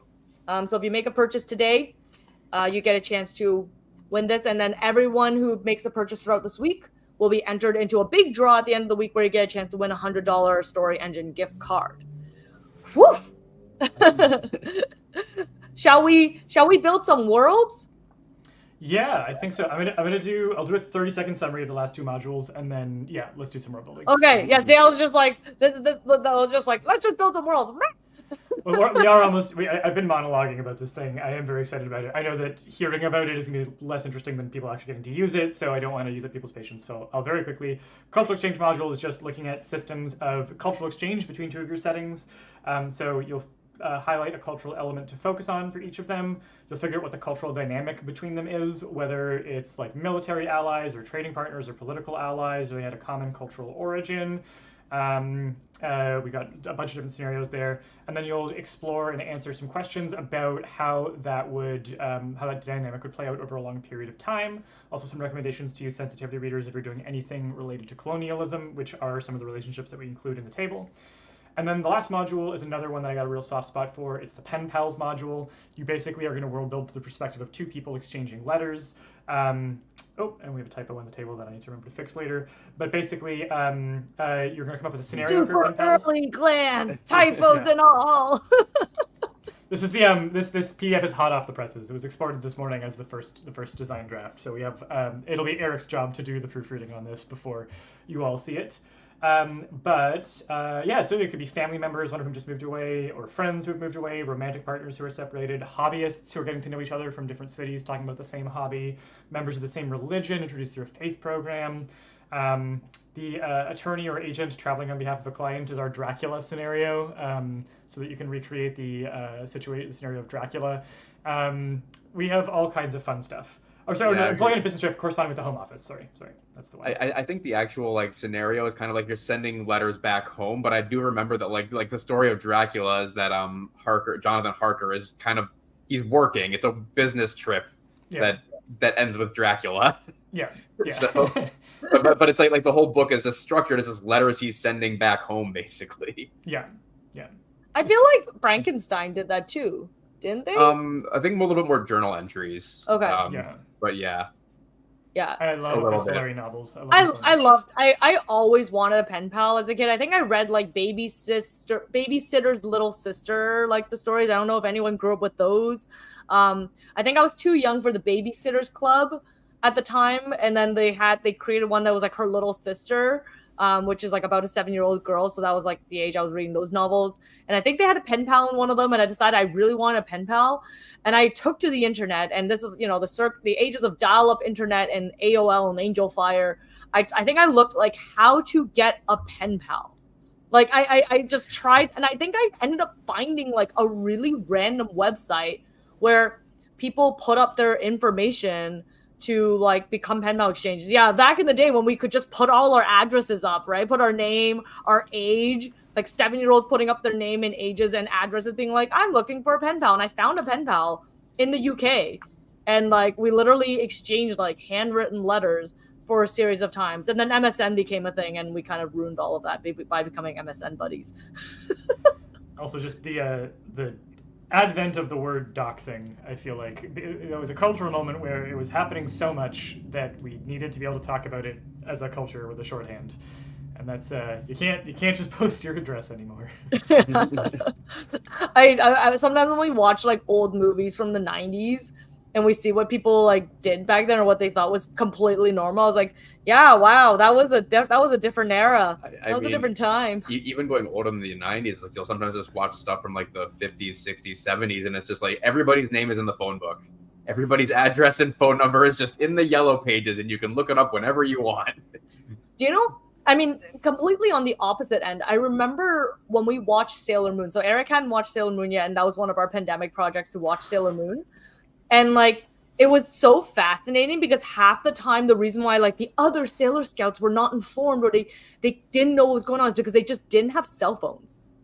So it was like, if you couldn't call home and reach your friend, you didn't know where the person was. So the person's off fighting evil all by her lonesome, unsupported by her friends because they couldn't. And then eventually like Luna the cat was like, I'm going to develop this crazy new technology to connect all the Sailor Scouts, which is basically their version of a cell phone.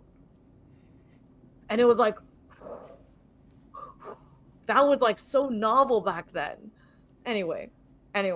So yeah, so that's our guidebooks, folks. Thank you for all of you who are sharing and tagging us on social media right now. We really appreciate it. Make sure you stick around till the end so that we can make sure, you know, if you win, we can send off your stuff. Of course, like obviously if you have to jet before the end of the hour, we'll be really sad, but we will reach out to you through your social media as well. So don't you worry. You don't have to stick around all the way to the end if you have like life obligations and stuff like that. Did I just hear a little sing song? That was a little. I've been setting little mindfulness alarms. I'm trying to do a little bit more mindfulness stuff and set intentions more often, so that I'm not kind of like just blearily autopiloting through work.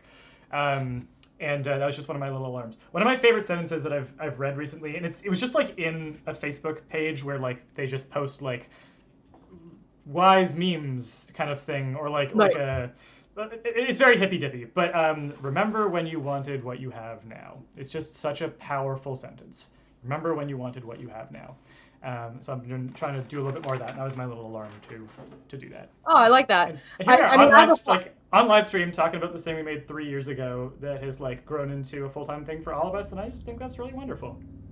It is really wonderful. I mean, like, I was the who worked 10 years, burnt out the industry, tried to, went and did the hard corporate business life, did finance, worked, for finance people. And I wasn't sure if I'd ever get a chance to participate in something creatively full-time ever again. And here we are. So as cheesy as it sounds, chase your dreams, folks. I can't be the business person of like the company without saying like, be practical, do your budgets, make sure you do projections, stuff like that. Like, da-di-da-di-da. Don't just, like, blow all your funds just chasing your dreams. There has to be realistic, like, expectations. Trust me, I was the kid who, defied my parents. I was supposed to become an engineer. I became an actor instead. So I am the epitome of rebelling and chasing your dreams. But pragmatism is important, too, and that's how you chase your dreams. So I'm just saying that I'm going to be the voice of, like, reason and rebellion all at the same time. Yes. Okay. What? Oh, sorry. I'm just reading some of these comments. I feel like Jesse's comment about what his art teacher used to do was worth calling attention to, having to put the social security number on assignments, which is just wild. But then we have another one here. Needing to learn mental math because you're not going to walk around with a calculator in our pockets, and as we are. Yeah. But you know what? I learned my multiplication table was like up to 12, like up to the 12 times tables, and I can do it by route. Like you can give me any multiplication up to 12, and I can probably answer you within like 2 seconds. And that's actually really, really useful just for like everyday, like for a lot of everyday stuff. Like most of us don't need to do crazy calculations, but knowing just like a basic 5 times 5, 5 times 7, 12 times 11 is really useful. But this is not probably the time and place for everyone to test Moroki's around the world skills. I don't know if anyone ever played that in school where you like stood up and they would give you like a math question, a math thing, and the first person to answer it correctly then like moved on, and the goal is to get around the world. We played that. Okay. Yeah, I was definitely like one of the top around the world players in school. But since we're talking about around the world, we can build some cards, build some worlds, not build some cards. We already built transition though. That was slick. There, bringing it back down to world building. Speaking of around the world in math, let's do some world building. We have our heart of the cards. Eric is heart of the cards today, and I will use those Yu-Gi-Oh references to the day I die. I mean, sometimes a property just explains it with the perfect words, and you can't improve them. So yeah, and also since we're building some worlds, if you guys have a favorite world that you have built using Deck of Worlds, like please, I think I saw a couple of them thrown in the chat earlier. Share the little worlds you have built in your chat, because I'd love to see them, and we'd love to share them with everyone here as well. May it offer inspiration to other people looking at building their worlds, and yeah, maybe we'll get a chance to like throw in an expansion or two, maybe the Arctic one. We can throw in some Arctic expansion things. Just. Do you want to start with an Arctic card? I want to start with an Arctic card. Can we start with an Arctic card, Peter? We can start with an Arctic card. I'm gonna very quickly share the one of the pictures from the Arctic photo shoot, because it was yes. I stepped in like January Arctic seawater to get these shots. Well, not quite Arctic, but the Northumberland Strait in January. About as close as you can get without being Arctic. Yeah, and I just want to make use of that. So yeah, I like found there's sea. I lived in Shediac, New Brunswick for 8 months, and the Northumberland Strait was like a 1 minute walk from my door, and it was very isolated but utterly beautiful. And I did a little photo shoot with Deck of Worlds and with the Arctic expansion, and got some really beautiful pictures, and developed a deeper appreciation for the way that sea ice develops and moves and shapes. But I got a couple really beautiful shots, and this was one of them. I did drop a copy of Deck of Worlds into the Atlantic Ocean, and it did actually survive. It's still the copy that I use for the live streams, and it was not damaged. So good printing quality. Good printing quality. Comes with slight water resistance. We do not recommend you try this at home, though. Do not drop your Deck of Worlds into the ocean or your bathtubs as an attempt, unless, I don't know, you feel like it, and then you have like a soggy deck, or you will purchase another deck for the sake of science. Yeah. I have not tried to sacrifice any of our decks for the sake of science. I know you have sacrificed the like super alpha like Leviathan box for the sake of science, but that one wasn't all like prettified yet. It was just a white box. Yeah. There is a video on Instagram, probably all our socials, of just Peter flipping this box over and over again, just to kind of like stress test how it would work. I like how TJ, I suppose if you like laminated every single card or put them into cute waterproof baggies, you could world build in the bath, but I can totally see the cards floating away. Your worlds would keep transforming into different worlds. It would not still. You could simulate tectonic plates over many eons. Just see where your continents end up next to each other. Oh my god! It'd be like, so yeah, they'll randomize like, this is my world to start, and then just let it all go in the bath and just watch them all float apart. And then if they like gather in weird little corners, be like, that is my new world. Does the playmat float though? We have not tested this either. Yeah, I have no idea. Okay. New project is to figure out a way to combine the playmat with like an inflatable pool recliner for the purposes of floaty world building. Honestly, like, I know the amount of bath accessories that people use, and like, you know, the book, like iPad holders, like food holders, book holders. If we learn that enough people want to do like storytelling while taking a bath, maybe there's like a story engine bath builder. I did not say this. This strike this live from the screen, and Moroki's like whack ideas. I think our range of bath products is, I think we're committed now. I know. Yeah. Story Engine, the whole bath expansion series is coming out. I like how Calvin's saying we're suffering from our art. Yeah, I mean, you know, we gotta do what we gotta do. we care it very much. All right. Okay. On that note, let's start some worlds. We are starting with some Arctic cards. Yeah, 3 regions to start, maybe. Yeah, I think that'll make it fun. Oh, and maybe we should, Peter, maybe you should remind our chat Yes. what our voting process is like, since it's been a little while. So, and for those who haven't seen Deck of Worlds before, I'll really quickly walk you through what we're about to do. We're about to create what's called a micro setting, which is one location within a world. Micro settings kind of have their own distinct past, present, and future. And we'll talk about the 6 card types that you use to create a micro setting with Deck of Worlds as we pull them out. And we're going to be voting on which cues to use. With Deck of Worlds, the voting process is actually a little bit tricky because you can combine each card with other cards, and so you end up with more combination options.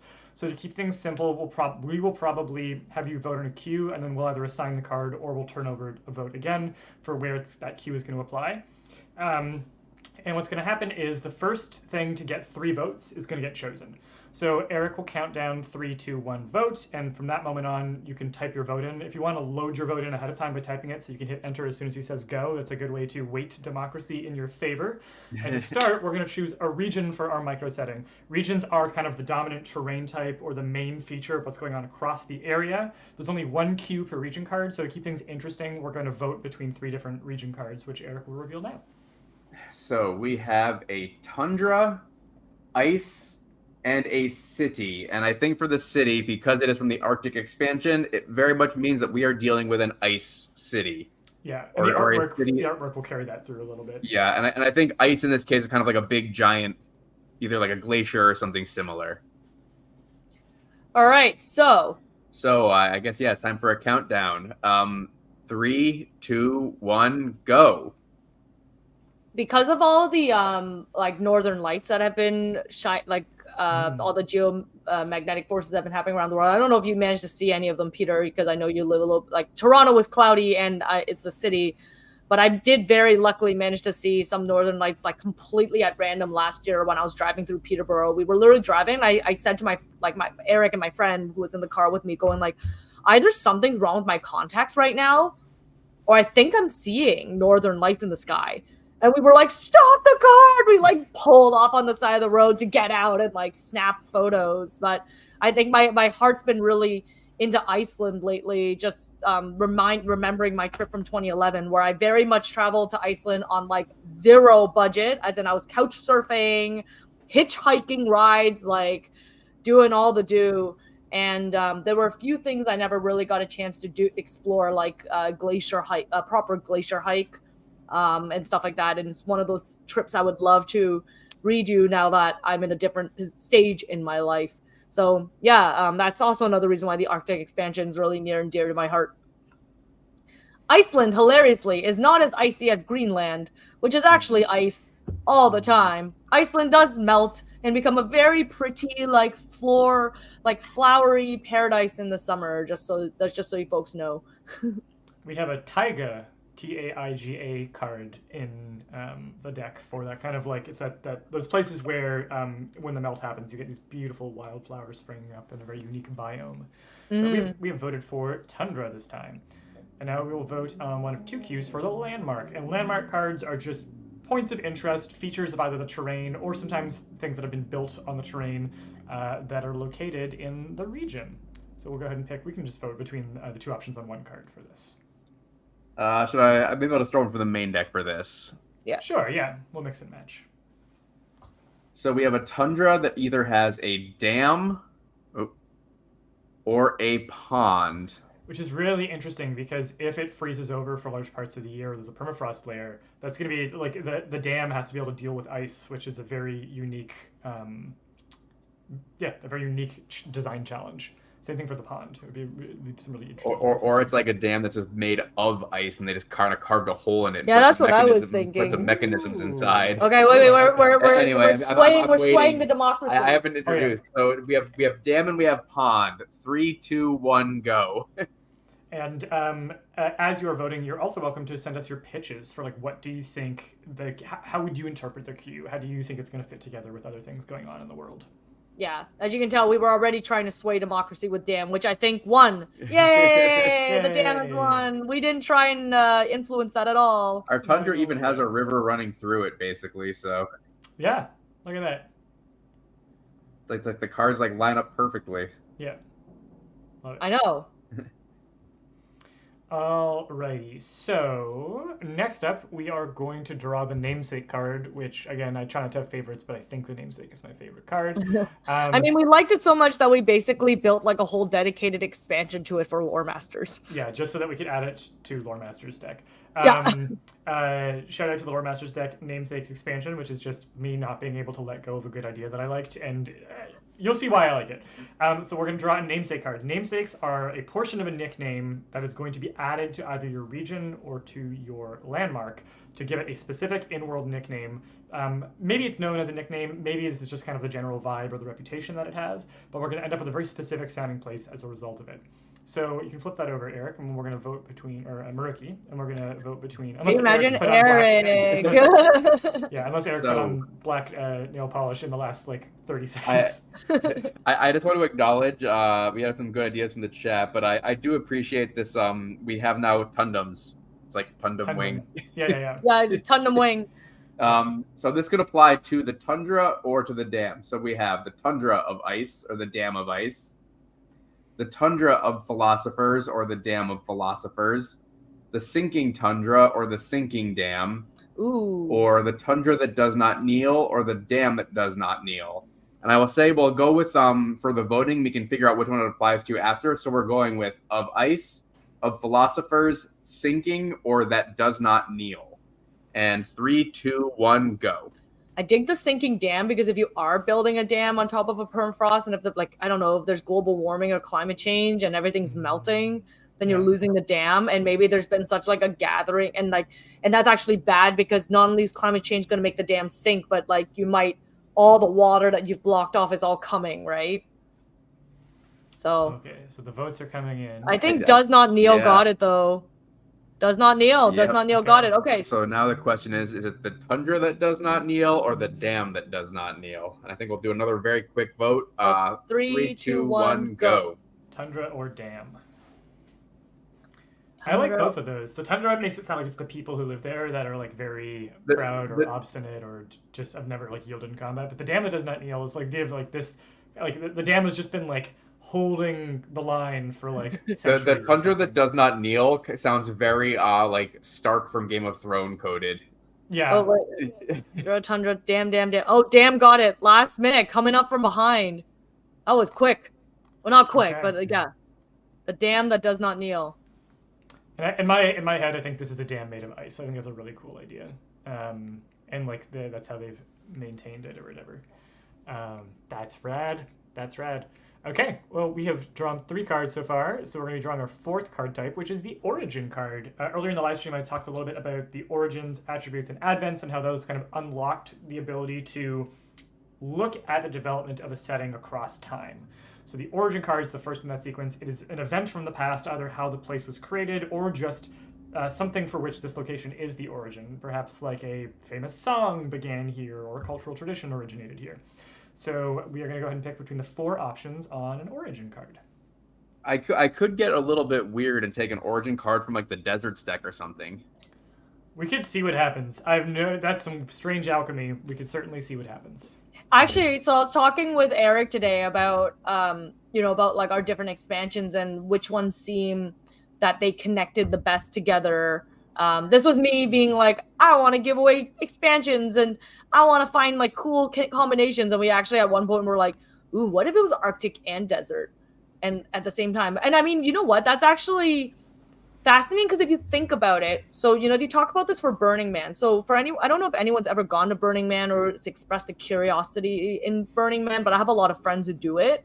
And they say one of the big things when you attend Burning Man is you have to maintain the ecosystem exactly as it is at all times. So like you aren't supposed to just like throw water onto the ground. Everything is on like tarp systems in all the campsites. And they do like a lot of gray water systems when it comes to using water. And the whole point is that you have to maintain the desert because they basically say that the entire desert that Burning Man sits on is basically like a forest waiting to happen. So if you actually feed it water, like things will sprout out and spring to life.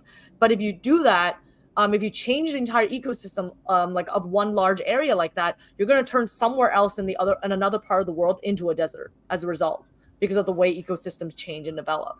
So, the fact that you're combining Arctic and desert together might have something interesting. Well, especially because we're looking at it across, potentially geologic time.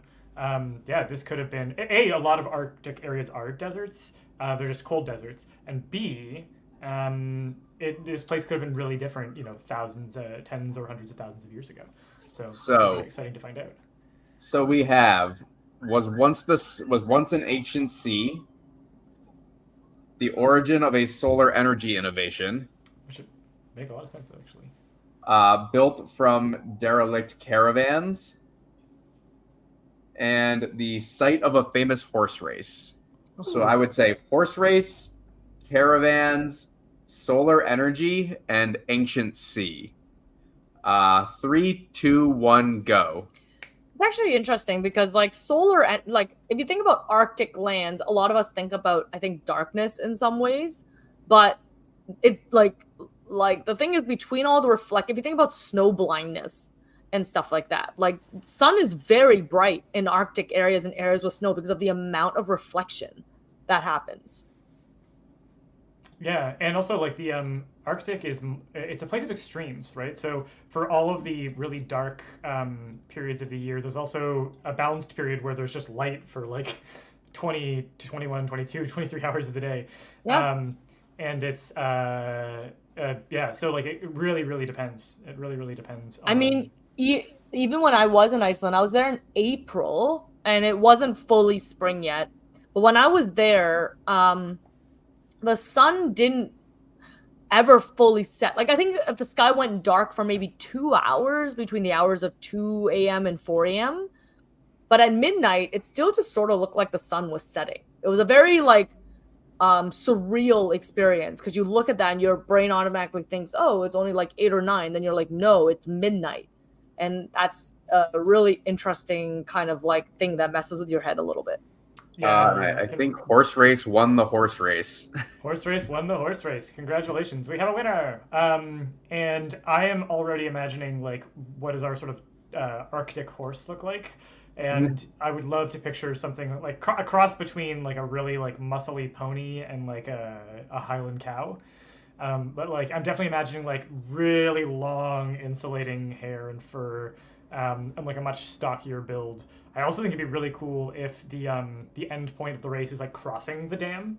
So they have to like navigate this like ice dam as it's breaking up at the end of the season or something, and it's this dexterity challenge for the riders. I think that could be very cool. I like how my brain's going to like the like almost dark Western stories. Like I remember reading a lot of Western historical fiction in grade school, and horse races were a lot like more brutal than people think. Right? Because like I think we imagine horse races, especially as like if we write fantasy, like they're these really like beautiful and majestic things. But when you read a book about Western horse racing, it's like horse breaks leg, shoot the horse, like horse pushing another horse off the cliff. Like they were brutal. They were brutal races. Yak horses, but old school races were brutal and very cutthroat. Rough. Well, and they were long ones, right? So like these aren't just like a one-day horse race where you've raced for an hour. These are like multi-day horse races where people go on for hours and hours and hours, and they actually talk about how you have to learn to it's almost like a lot of the very, very long distance races for like humans, right? You learn how to pace yourself because you're like, okay, it's okay that I'm only in 6th place right now. That doesn't matter right now. It only will matter in the last maybe like 100 kilometers or something like that. Yeah, there's a lot of hazards between here and there, and that the other people could fall prey to, including just overexertion. Yeah, exactly. Okay, what is our next card? Our next card is an attribute card, and I'm going to draw from the main deck for this one. So, is this place known for ruins? Is it known for a regional legume? Does it value unity? Or does it have distinctive footwear? So we'll go with footwear, ruins, legumes, and unity. And 3, 2, 1, go. I love whenever the legumes one shows up. I always want to like know what people are, what like the regional cuisine is, and I don't know if it's because like I have a wine and like because I talk about wine and food and I'm such a foodie. I know like I know in like Avatar they always have the really famous cabbage guy, and I know it was just cabbages, but it always like was such a distinct thing of a character, and it's always these little details that like make up a world, right? I'm trying to did we haven't even hit 3 yet. Oh, I think Runes just got it. Runes just got it. And for like that's gonna make a horse race really cinematic, or a muscly yak horse race. It's gonna make it very cinematic if they're running through abandoned ruins and there's all sorts of ancient secrets littering the area. It's true. Love that for us. Wine expansion win from TJ Sherwin. Maroki, that one's on you. That next year, oops, all wine. Yeah. Yeah. You jest, but like people talk to me about these things all the time as if it's a joke, and I'll be like, it's not a joke. There's an Instagram account called Shitty Wine Memes, and they're very memey and they're very funny. And I have a friend who occasionally sends me them, and I mean I look at Shitty Wine Memes all the time, but the thing I'll always go back and be like, oh yeah, it's something we do, and they'll be like, what? I'll be like, yeah, that's why they write a meme out of it, because half of them are actually true of wine people. So the recent one was like making a joke about like everyone has like a wine that's paired with a rock that you can lick so that you can compare the rock to the wine. And it was like, like limestone and Chardonnay and slate. And I was like, yeah, but some like the people who are doing their really hardcore wine studies do indeed lick rocks at vineyards. They're like, what? I'm like, yeah, how else do you understand terroir? Like it's like when people talk about the word terroir in wine, it's because we actually are studying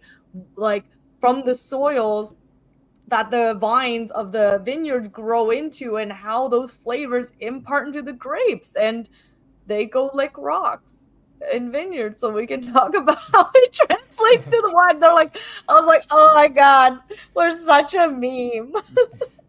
Well, we can take that as inspiration for. Technically, it'll be a genre expansion because we'll call it the Merlot Mystery expansion. Merlot is one of my favorite grapes. Great suggestion from Science Fantasy. Awesome. I'm imagining the runes have to do with it does not yield. They were subject to siege but still survived. So there's a lot of like rune buildings with towers or defenses. That's a really cool idea. Yeah. What's really fun about Deck of Worlds is that the queues start to talk to each other in this way. You can look for opportunities to have them combine and build up. So I love that. I love when people find ways to cross-interpret the queues together. But we have a really cool setting here. We have some cool stuff for the past and the present. And I think it's time for us to find out what is going to happen in the future. I'm always excited for the Advent card. It feels like so many things. Like it feels like since our name is a story engine, I feel like this this applies with the conflict card and the Advent card. You've like created this thing, and then the engine starts chugging. And it's like, where it's gonna go. Yeah. So I'm going back to the Arctic deck for this one. Cool. So we have a massive blizzard is behaving strangely. Either it will not end, or it feels like it's being controlled, or looks like it's alive. So a weird blizzard. And then we have someone is looking for volunteers to test a new sledding invention. Engine, wind, or pedals. And I'm also going to throw that horses should be one of them. Yeah. So we have sledding and we have blizzard. So 3, 2, 1, go. One sounds like it would be a really fun story, and one sounds like it's going to get into like a lot of action.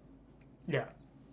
It basically is like the genre of fiction you want to get into. Yeah, one will be like kind of adventure, and one will be a bit more like disaster horror, survival horror. I think that which one got it? I think sledding got it. I think sledding got it just by a hair. So the thing that we could do is attempt a corner tuck here, which Yeah, I think means you put it at the top left corner and like slide it so that the words are all still visible at a diagonal. We invented the corner tuck during Lore Master's deck, I think. Yeah. And it now seems to have permeated its way into all our other decks. So the corner tuck didn't exist before, you guys, but then during Lore Master's deck, because Lore Master's deck has so many opportunities, like so many different options. We've developed the corner tuck where you can do 2 traits if the traits are adjacent to each other, and now it's turned into this for Deck of Worlds. Yeah, and Science Fantasy Awesome called it exactly right. I mean, it's true. Like they obviously do tie into each other, and I mean, here's the thing, guys. Like, there's no real rules when it comes to using our decks, and I think that's something we do try and share with our users a lot. Like, we have our guidebooks, and we, you know, obviously, if someone needs a starting point, if someone wants some inspiration, I think someone even earlier said, like, if I don't want to be having the free-form world build on my own, that's some, like, our guidebooks can really help create a little bit of structure. I'm very engineer brain, so I like structure, and I am the person that follows the rules. Like, I know when even when we were doing some of the original planning for Lore Master's deck, I remember Peter kind of coming in to show me the prototypes and kind of went to level 7 instantaneously with me, and I was like, that sounds great, let's go back to like the 101 version, right? Show me step 1, 2, 3. And but like, once you do that, the world is your oyster. You can choose however you want to build the deck, including reject the cards, right? Like, I think it's nice to, I do take it as a personal challenge when you get, you know, you draw a card and maybe it's not the thing you expected, but then it really flexes your creative muscle to try and create something with it. But obviously, it's not set in stone. You have the opportunity to pick another card if none of the cards really resonate with you. Yeah, or to like ignore the horse part, keep the race part, and you end up with like a yak race. Like, there's so many ways that you can use only what is useful and leave behind the rest. It could be a metaphorical horse race. There's many different kinds of horse races. They call politics a horse race. So yeah. Ooh. Yeah, this could be people who are like, I will get rid of the blizzard if you vote for me. Exactly. So yeah. That's actually interesting. That really changes the whole dynamic of that prompt. What if the way that the election is done? What if that's how they do elections, is through the horse race? So the candidates are all part of the race, and the backing they receive, like the resources that they have to navigate the race, is kind of one way. It's not democracy, but it does, like, more people lending more support towards a particular candidate increases their chances of winning. It's like one of those theme park games where you shoot with the little water pistol and you have to make the horse go by hitting the target. Yeah. Do you know anybody know what I'm talking about? The little carnival game? I've only ever seen it in like a movie. I've never seen it as a real thing in the world, but I do know what you're talking about. You've never shot the little water pistol to win the race? No. Oh my god, okay. So I know your folks and my folks live close to Canada's Wonderland, which I think is not called Canada's Wonderland anymore. It's just Wonderland. I don't know. I think. Well, we live near the local theme park Wonderland, and we should go to this theme park just so we could shoot the little like water race. Staff retreat, roller coasters and water races, all in the name of science. Yeah. Also, we are having a staff retreat. Moroki and Erica coming out to Halifax to join me for a working session in June. If you want to see us do another in-person live stream, let us know in the chat what you'd want to see us do on a live stream. And also, vote to pressure Moroki and Eric to doing a staff retreat where we do a sword lesson. Because I'm in the local sword historical fencing club here, and I really want to get them to do some historical fencing. So please type peer pressure in the chat if you would like to try and convince them to take a sword class with me when they visit. I got into fencing because on my visit to Toronto, where we did working sessions, they I wouldn't say peer pressured so much as enabled me to go to a sword class, and that's how I've become very excited to be part of the historical fencing community. But this will be my sweet revenge. I created a monster. I introduced Peter to my friend, and he took one lesson, and now he is a sword fight. Now somehow I'm gonna have to also sword fight in the midst of all of this. Does that mean then, Peter, that I get a chance to keep working with you on pushing the world away as a warm-up? What is pushing the world away? That's what our friend David, who runs the sword fighting, the historical sword fighting, the Toronto Historical Combatants team in Toronto for sword fighting, does for warm-ups. He tells his students that they need to push the world away. Yes, I agree to try this. Yes. The ground. More hands. More pushing of the world away. Yes.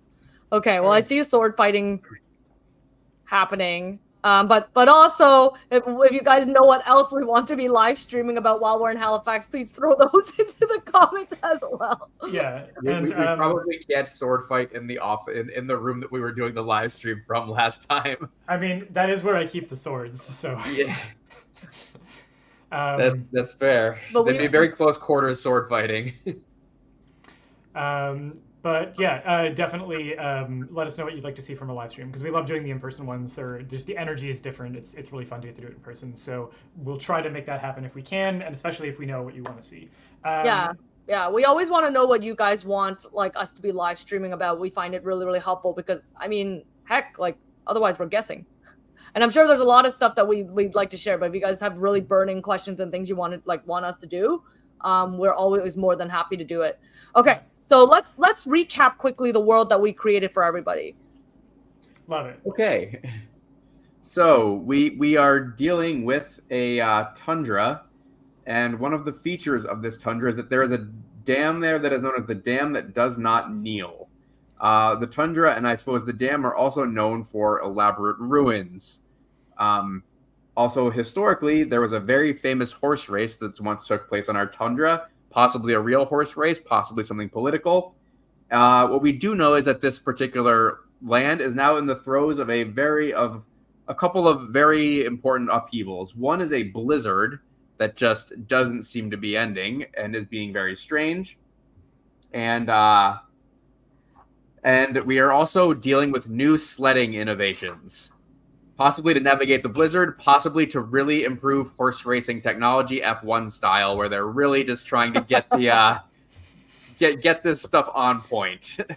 Yeah, and I definitely think even more so than like using this for a novel, this feels like a really good Dungeons and Dragons or tabletop RPG setup. Like the idea that the party has to like stress test an experimental sled in, you know, a arcanely engineered blizzard, in a like whiteout scenario where, you know, there's ruins all over the landscape to crash into.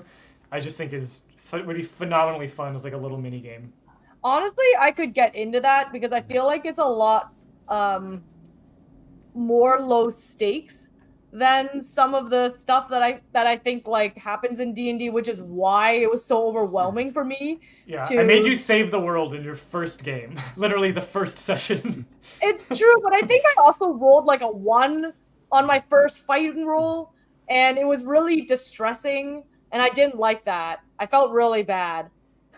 Well, imagine that you're going 100 miles an hour on a sled pulled by a giant muscled yak horse through whiteout conditions, and you can't see, and you roll a 1 to steer, and you know that there's just ancient ruins all around you. we'd have some fun with that nat 1 roll. It's like this sled made by Acme. Yeah, this is very Wile E. Coyote bullshit. It sounds more comedic though, versus like, you know, your very angsty, like kind of goth elf character ends up, you know, losing a fight. Like that was full of embarrassment and sheepishness. Yeah, whereas this feels like it's meant to be disastrous, like the disaster is meant to happen. So that it's like, what could possibly go wrong? Yes, exactly. Do we have time to build one more world before we wrap up? I don't think we have time for one more world, but what we could do is pull out either a culture keyhole or a lore fragment. It's just to add a little something special to this world. Okay, we'll add something special to this world, and just this is like a final call. If you guys want a chance to enter our live stream giveaway, we are giving away a copy of the PDF Lore Masters. Oh my god. Selling ahead to the Lore Masters deck PDF, which I actually think is available on our website now. So our PDF Lore Masters Oddballs and Outtakes is available for $5.99 on our website. However, we are giving away a PDF of our Deck of Worlds Oddballs and Outtakes deck, PDF deck on this live stream. and a copy of our Off the Beaten Path guidebook. Before it gets released to anyone else this week, all you have to do is post to your favorite social media platform, whether it be Facebook, Twitter, Instagram, or Threads. Tag Story Engine Deck. Just talk about, celebrating our live stream. We have a live stream this Saturday, so make sure you mark your calendars for that. We're going to be live streaming from 2 p.m. to 8 p.m. We're going to have some amazing giveaways running all throughout that time as well. So make sure you join us for that. But yeah, share our anniversary, share our website, whatever you want. Tag us, and you get a chance to win. And you heard little sounds in the background because I was tearing up the different entries. Eric was very diligently making sure we were writing them down. So get those last entries in, and we will draw at the end. But before we do all that, we're gonna do a couple of culture keyholes. No, not culture keyholes. I think we had a request earlier for lore fragments, so I think we're gonna do some lore fragments. Okay, let's do it.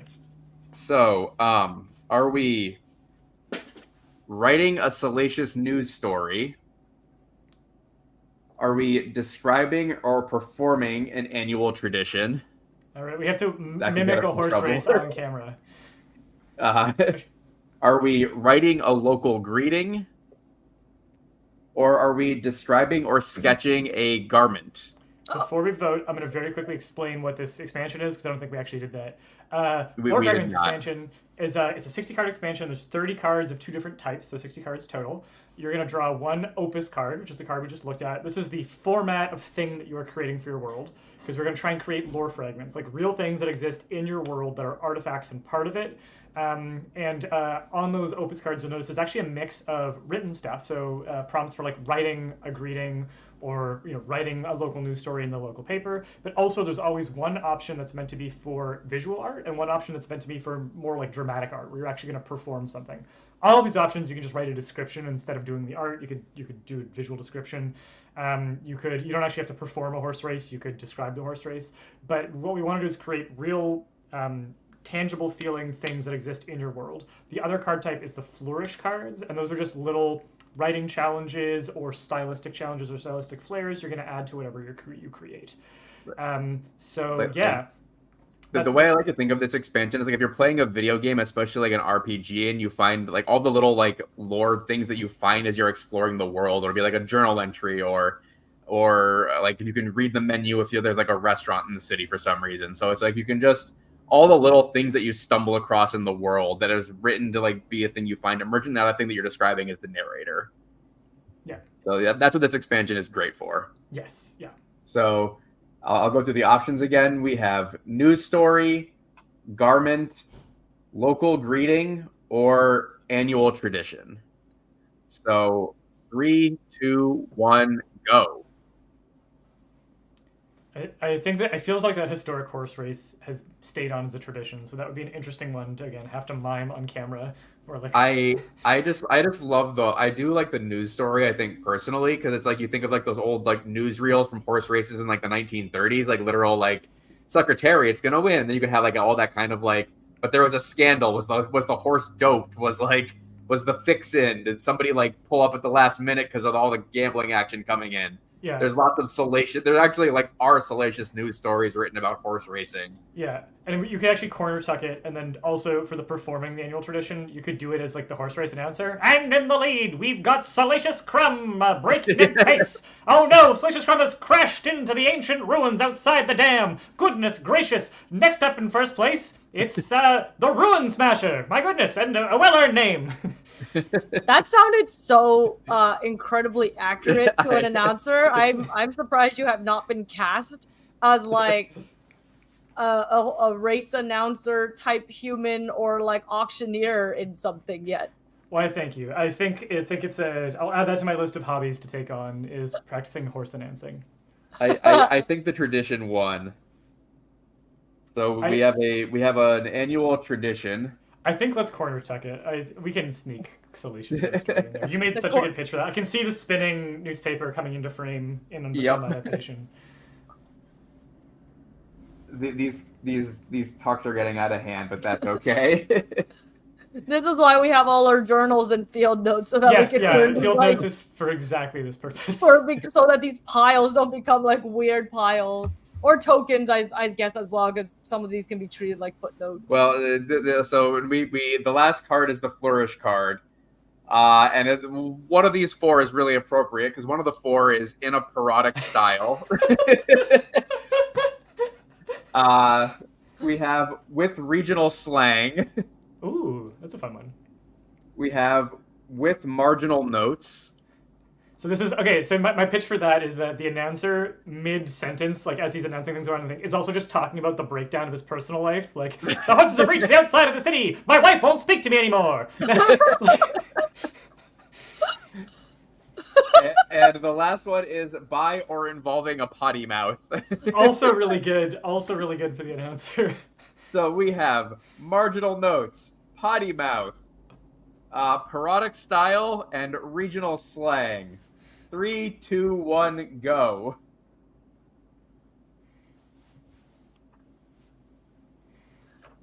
Whoa. I'm going to see if I can find that on the Discord and we can share it. I always like it when we can, like, I don't know, symbiotically draw things together. Yeah. Yeah, we actually, when you guys, like, so we have a Discord group. That's something we didn't mention on the chat. And it's a lovely little group of creators. And I think it's created by the Story Engine Creative Collective, which isn't us, although we do participate in it because we love seeing what our community is up to.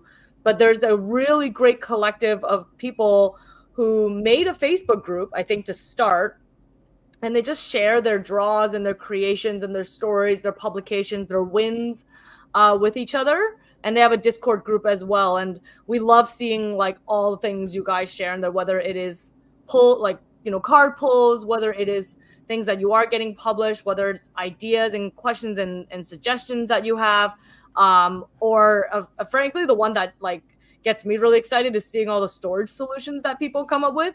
I know we have created all our storage, a whole bunch of amazing new storage solutions as part of our Lore Masters campaign.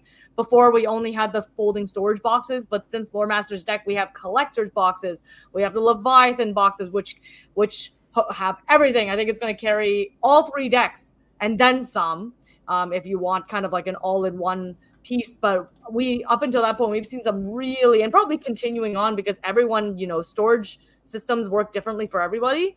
And we've seen some really, really awesome ones come out in the last little while. So if you guys are looking for, like, a community outside of our live streams and you're looking at connecting with other fellow creatives who use the deck, that you can check out our Discord. Check out the Story Engine Collectors Story Engine Creative Collectives Discord and Facebook group. I can do words. Is there a link? Yes, TJ, I will get you a link very shortly. Eric is trying to very diligently capture the last draws that are coming in. So I will take... I got the link right here. Okay, all right. He's on the ball.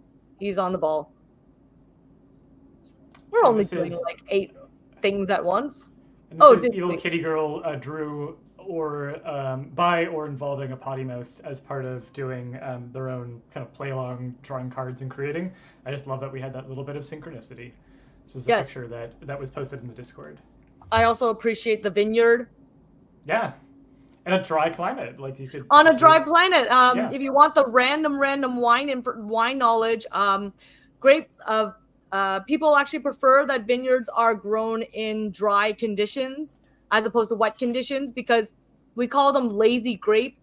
Grapevines are very lazy. So if you're in, like, a place with a lot of water and lush soil, the roots just kind of, like, sit on the surface and suck the water up, and then you get these really fat bloated grapes, and then they're very water laden and they don't have a lot of flavor. So you actually want to stress the grapes out a bit. So drier conditions are actually better because then the vines, the roots burrow deeper into the soil and search for water.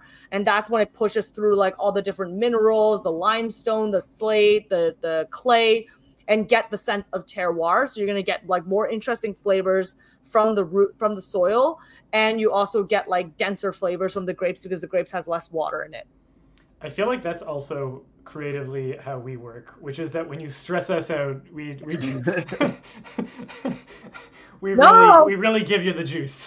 No, what was this whole thing about mindfulness? No. I'm very much the opposite of. I don't want anyone. I over the years I've gotten too old and tired to believe in the like work too hard all the time, and that'll make for good creation. I do think that rest is a huge and important and undervalued part of the creative cycle, but that's a soapbox for another time. I mean, I think it's really important because we are entrepreneurs. Like we're, like the story engine is us. It's us three, and we have a really valued team member, Zach Schuster, who is an artist in his own right. Who Quick shout out to Zach for the expanded guidebook. That was he did a huge amount of work to get that done in time for the stream. Sorry, just gotta shout that out. And so Zach gets tagged in on a lot of work, but it's just us, and we do everything. And sometimes when you have like a small business, it can be very, very overwhelming. It's not something you clock out at the end of the day. We think about the story engine constantly. Eric and I are life partners as well as work partners, which means that, sometimes we'll be like relaxing in the middle of the night, and then all of a sudden you'll be like, that like thing that happened today and about this statistic, what do you think about that? And I'll be like, but I thought we were done our work day. But I'll do the same thing. We'll be like brushing our teeth, getting ready to be. I'll be like, that thing tomorrow? Like, what about this thing? And right. So like it can consume our lives. And I think it's really important to acknowledge that. Like I said, if you guys are all creators and dreamers and starting your own projects and stuff, like value your rest, value your time. These are the things that like doing these kind of things, whether it is writing your next novel, whether it is developing your next game, it's a marathon. It's not a sprint. It really is not.